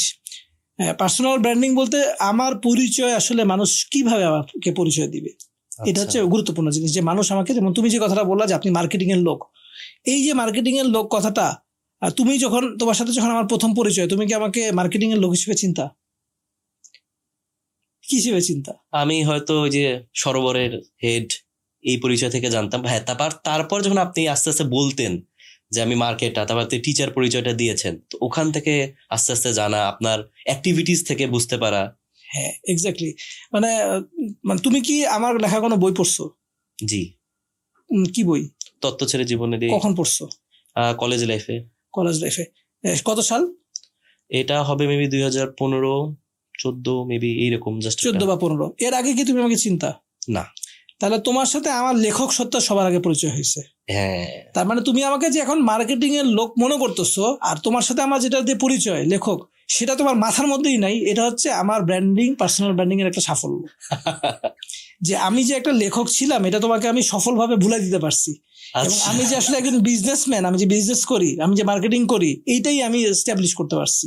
তুমি আমাকে যে এখন যে প্রশ্ন করলা, এবং তুমি যে, আমি তোমাকে বারবার বললাম যে তুমি আমাকে কিভাবে চিনো, প্রশ্ন করে খুঁজে খুঁজে আমাকে বের করতে হইলো যে তুমি আমার লেখক সত্তার সাথে সবার আগে তোমার পরিচয় হয়েছে, কিন্তু পরবর্তীতে আমার অ্যাক্টিভিটিতে তুমি আমার এই লেখক সত্তাটাকে ভুলে গেছো। ভুলে গিয়ে তুমি আমার ব্যবসায়ী সত্তা এবং আমি যে মার্কেটিং করি সেটা তোমার কাছে মাথায় আসছে। তো এইটাই হচ্ছে যে আমি একটা অবজেক্টিভ নিয়ে, আমি যে একটা সময় লেখালেখি করতাম, এখনো টুকটাক এখনো লেখালেখি করি, কিন্তু এই লেখালেখিটাই এমন ভাবে আমি করছি যে যাতে আমার বিজনেস সত্তা বা ব্যবসায়ী সত্তাটাকে ফোকাস আনছি, আর এবং আমি লেখালেখি যে করি এটাকে আমি আস্তে আস্তে পিছায় নিয়ে আসছি। তো এইটা হচ্ছে অবজেক্টিভ, হচ্ছে কেন যে আমি নিজেকে ব্যবসায়ী হিসেবে স্ট্যাবলিশ করব, লেখক হিসেবে না। আর কিভাবে করব সেটা সোশ্যাল মিডিয়ার মাধ্যমে হোক, এই পডকাস্টের মাধ্যমে হোক, বা পার্সোনাল যখন কমিউনিকেশন হয় তখন মাধ্যমে হোক, আমি কোন জিনিসগুলো নিয়ে কথা বলি সেটার মাধ্যমে হোক, নানাভাবে আমার এই পার্সোনাল ব্র্যান্ডিংটা আমি মানুষের সামনে স্ট্যাবলিশ করছি। তো মানে পার্সোনাল ব্র্যান্ডিং মানে যে আমার একটা লোগো থাকবে, সেই লোগোটা সব জায়গায় আমি একটা সাইন, বিভিন্ন জায়গায় পয়েন্ট বসাই দিব, তখনই আমার পার্সোনাল ব্র্যান্ডিং হবে, এটা না। পার্সোনাল ব্র্যান্ডিং হচ্ছে আমি নিজেকে কিভাবে মানুষের সামনে পরিচয় করা দিতে চাই। দেখো, যেমন রাসূলুল্লাহ সাল্লাল্লাহু আলাইহি ওয়াসাল্লাম, উনি কি ছিলেন? অনেক কথাই মাথায় আসে। টিচার। এক্সিলেন্ট, এইখানে থামো। টিচার কেন মাথায় আসলো? তিনি টিচ করেছেন। টিচ করছেন, আচ্ছা গুড। তো টিচ যে করছেন, উনি তো আরো অনেক কিছুই করছেন। উনি তো যুদ্ধও করছেন, উনি তো বিচারও করছেন। তো ওটা মাথায় আসলো না কেন? তোমার কাছে টিচ কেন আসলো মাথায়? কারণ হয়তো আমি টিচার, আমার সামনে এইভাবে এই রিমাইন্ডারটা বেশিরভাগ দেয়া হয়েছে যে। আচ্ছা গুড, তোমার তোমার প্রশ্নের উত্তরটা তোমার দিক থেকে ঠিক আছে। আমি তোমাকে একটা উদাহরণ দিই যে রাসূলুল্লাহ সাল্লাল্লাহু আলাইহি ওয়াসাল্লাম একবার এক মসজিদে আসলেন, মসজিদে দেখলেন যে দুইটা সার্কেল, একটা সার্কেলে মানুষজন তারা দোয়া কালাম পড়তেছে, ইবাদত করতেছে, তাসবিহ তাহলিল করতেছে, আর একটা সার্কেলে মানুষ ইসলামের একটা বিষয় নিয়ে আলোচনা করতেছে। তো রাসূলুল্লাহ সাল্লাল্লাহু আলাইহি ওয়াসাল্লাম বলেন দুইজনই ভালো কাজ করতেছে, কিন্তু আমি এই সার্কেলটাতে বসলাম যারা ইসলামের একটা বিষয় নিয়ে আলোচনা করতেছে। তখন তিনি বলেন যে কারণ আমি শিক্ষক হিসেবে প্রেরিত হয়েছি। এটা হচ্ছে পার্সোনাল ব্র্যান্ডিং। রাসূলুল্লাহ সাল্লাল্লাহু আলাইহি ওয়াসাল্লাম নিজেকে কিভাবে ব্র্যান্ড হিসেবে এস্টাবলিশ করছেন? যোদ্ধা হিসেবে না, যদিও তিনি যুদ্ধ করছেন। ব্যবসায়ী হিসেবে না, যদিও তিনি ব্যবসা করছেন। মেষপালক হিসেবে না, যদিও তিনি মেষপালনা করছেন। কাজী হিসেবে না, যদিও তিনি বিচার কার্য পরিচালনা করছেন। স্টেটম্যান হিসেবে না, যদিও তিনি রাষ্ট্র চালাইছেন। কিন্তু তিনি তার পরিচয়টা কি দিলেন? যে আমি শিক্ষক হিসেবে প্রেরিত হয়েছি। তো যেহেতু তিনি তার পার্সোনাল ব্র্যান্ডিংটাই এইভাবে রাখছেন, সেহেতু তোমার মাথার মধ্যে রাসূলুল্লাহ সাল্লাল্লাহু আলাইহি ওয়াসাল্লাম যে একজন শিক্ষক, নট বিকজ তুমি একজন শিক্ষক, কিন্তু যেহেতু তিনি নিজের পার্সোনাল ব্র্যান্ডিংটা ওইভাবে এস্টাবলিশ করছেন, এই কারণে পৃথিবীর বেশিরভাগ মানুষই রাসূলুল্লাহ সাল্লাল্লাহু আলাইহি ওয়াসাল্লামকে শিক্ষক হিসেবেই দেখবে, এই পরিচয়টা সবচেয়ে বেশি মনে রাখবে। যদিও বাকি অন্য কাজ উনি কারো অংশ থেকে কিছু কম করেন নাই বা কিছু কম ভালো পারতেন, এরকম না। তো এই কারণে ধরো আমি যেমন, আমি শিক্ষা মানে আমি মনে করি যে আলহামদুলিল্লাহ আল্লাহ আমাকে কোয়ালিটি দিয়েছেন যে আমি একটা জিনিসকে মানুষের সামনে খুব সহজে বুঝাইতে পারি। তা মানে শিক্ষকের এটা একটা বৈশিষ্ট্য। আবার আল্লাহ সুবহানাহু ওয়া তাআলা আমাকে এটাও বৈশিষ্ট্য দিয়েছেন যে আমি একটা কনসেপ্টকে মার্কেটিং এর মাধ্যমে মানুষকে সহজে বুঝিয়ে দিতে পারি। এটা হচ্ছে একটা মার্কেটিয়ারের বৈশিষ্ট্য। এটা একটা বৈশিষ্ট্য যে আমি কোন একটা প্রোডাক্টের গুণ বা একটা বিজনেসের গুণ বা কোন একটা বিজনেসের বৈশিষ্ট্য বা মার্কেটিং করার জন্য, বিজনেসটাকে এস্টাবলিশ করার জন্য যা করা লাগে সেটা মানুষের সামনে পরিচয় দিতে পারি ভালোভাবে। তো এই যে আমার একাধিক গুণ, আবার আমি কোন একটা জিনিস ভালো লিখতেও পারি, আলহামদুলিল্লাহ, এটাও আল্লাহ আমাকে একটা গুণ দিচ্ছেন। তো এই যে অনেকগুলো গুণ আল্লাহ দিচ্ছেন, তার মধ্যে আমাকে বেছে নিতে হয়েছে যে এই জিনিসটাকে আমি প্রাইম আনবো, ফোকাসে আনবো, এবং এই জিনিসটাকে আমি এস্টাবলিশ করবো। আর বাকি যে কাজগুলো সেটা আমি করব, ছোট ছোট অল্প অল্প ভাবে করবো, কিন্তু সেটা আমার পরিচয় হিসেবে অন্য সবকিছুকে ছাপায় যাবে না। কেন ছাপা যাবে না? কারণ ব্র্যান্ডিং এমন একটা জিনিস, তুমি যদি একটা জিনিসের অনেকগুলা ছাপ দিতে চাও, ব্র্যান্ড করতে চাও, কোনোটাই আসলে মানুষের মাথা থাকবে না। এ কারণে তোমাকে একটা জিনিস ডিসিশন নিতে হবে যে আমি পলিটিক্স করবো কি করবো না, আমি এটা ছেড়ে দিলাম, আমি পলিটিক্সে যাবো না। আমি ব্যবসা করবো কি করবো না, হ্যাঁ আমি ব্যবসা করবো, আমি ডিসিশন নিছি। এই পরিচয়টাই আমার সব পরিচয়কে ছাপায় উঠে আসবে, এটাই আমার পার্সোনাল ব্র্যান্ডিং হিসেবে আমি এস্টাবলিশ করবো, এবং এটা হচ্ছে গন্তব্য। তারপরে কি বললাম, তারপরে কিভাবে করবো, এটার আরো অনেক মানে আছে, প্রসেস আছে। পার্সোনাল ব্র্যান্ডিং এ পড়াশোনা করলে মানুষ বুঝতে পারবে যে কিভাবে আমি আমার নিজের একটা পার্সোনাল ব্র্যান্ড দাঁড় করাতে পারবো। অসংখ্য ধন্যবাদ ভাই। আমার মনে হয় এটা যদি আমরা আরো প্রশ্ন করতেই থাকি, আরো প্রশ্ন আসবেই ইনশাআল্লাহ, হয়তো অন্য একটা পডকাস্টে আমরা সেটা করতে পারি। ইনশাআল্লাহ। আর ভাইয়া লাস্ট যেটা বলবো যে আমাদের অডিয়েন্সের জন্য কোনো আপনার বলার আছে কিনা, স্পেশালি হয়তো যারা, কারণ ভিডিও তো সবাই দেখে না পুরাটা, আচ্ছা। এখন আসলে আমাদের ফোকাস এতটা কম যে হয়তো এটা একটু দেখি, এটা একটু দেখি, কিন্তু তারপরে যারা একদম এই ভিডিও শেষ পর্যন্ত দেখছে আর তারা ক্যারিয়ার নিয়ে ইন্টারেস্টেড, তাদের জন্য যদি কিছু মেসেজ দিতে। আচ্ছা, যারা আসলে এই ভিডিওটা এই পর্যন্ত দেখছেন, বাকি পুরোটা দেখছেন, বাকি আর বাকিটুকু আলোচনা আপনারা হয়তো শুনবেন বা দেখবেন ইনশাল্লাহ। তো তাদের জন্য আমার যে মেসেজটা, আল্লাহ সুবহানাহু ওয়া তাআলা আপনাদেরকে বরকত দান করুন, আপনাদেরকে একটা সফল ক্যারিয়ারের পথে একটা যাত্রা করার তৌফিক দান করুন। আমি যে আলাপটা করছি, সেই আলাপের মধ্যে দুইটা জিনিস আপনাদেরকে মনে করাই দিতে চাই। সেটা হচ্ছে যে আমাদেরকে আমাদের প্রাইমারি গন্তব্য ঠিক করতে হবে আখিরাত, এবং এটার জন্য আমাদেরকে প্রচন্ড পরিশ্রম করতে হবে। আল্লাহ সুবহানাহু ওয়া তাআলা কোরআনে বলছেন যে আল্লাহ মানুষকে তার পরিশ্রম বা তার এফোর্ট, এটার উপর ভিত্তি করে আল্লাহ সুবহানাহু ওয়া তাআলা তাকে জাযা দিবেন। তো যেহেতু আমরা দুনিয়াতে আসছি কাজ করার জন্য, দুনিয়াতে অলসতা করে বা ঢিলামি করে আমরা আমাদের সময়টাকে নষ্ট করব না। সময়টা আমাদের সবচেয়ে দামি অ্যাসেট। এই সময়টার বেস্ট ইউটিলাইজেশন আমরা করব, এবং আমরা চেষ্টা করব যেন আমরা আমাদের হালাল রিজিক দিয়ে আমরা যেন নিজেরা বেনিফিটেড হই, আমাদের ফ্যামিলিকে বেনিফিটেড করতে পারি, এবং আমাদের চারপাশের যে সমাজের মানুষজন তাদেরকে যেন আমরা বেনিফিট করতে পারি, উপকার করতে পারি। এই লক্ষ্যটা, এইটা যেন সবসময় আমাদের মনের মধ্যে থাকে। এইটার জন্য মাথায় রেখে আপনারা কঠোর পরিশ্রম করবেন, এবং আপনারা চাবেন যেন আপনাদের উত্তরোত্তর উন্নতি হয় আখিরাতে এবং দুনিয়াতেও। অসংখ্য ধন্যবাদ ভাই আজকে আসার জন্য। আসসালামু আলাইকুম ওয়া রাহমাতুল্লাহ। ওয়ালাইকুম আসসালাম ওয়া রাহমাতুল্লাহ। আমরা শেষ করতেছি আজকের মানে মজলিস, যেটা কাফারাতুল মজলিস বলা হয়, সেটা দোয়াটা দিয়ে যা কিছু আমি ভালো বলছি, উত্তম বলছি, সেটা আল্লাহ সুবহানাহু ওয়া তাআলার পক্ষ থেকে। যদি কোনো কিছু ভুল বলে থাকি, এটা শয়তানের পক্ষ থেকে। আল্লাহ সুবহানাহু ওয়া তাআলা যেন আপনাদেরকে এটা ভুলায় দেন। আর যা কিছু ভালো আপনারা শুনছেন, সেটা যেন আল্লাহ সুবহানাহু ওয়া তাআলা আপনাদেরকে শেখার, মনে রাখার এবং জীবনে এটার বাস্তবায়ন করার তৌফিক দেন। সুবহানাকাল্লাহুম্মা ওয়া বিহামদিকা আশহাদু আল্লা ইলাহা ইল্লা আনতা আস্তাগফিরুকা ওয়া আতুবু ইলাইক। আসসালামু আলাইকুম ওয়া রাহমাতুল্লাহি ওয়া বারাকাতুহু।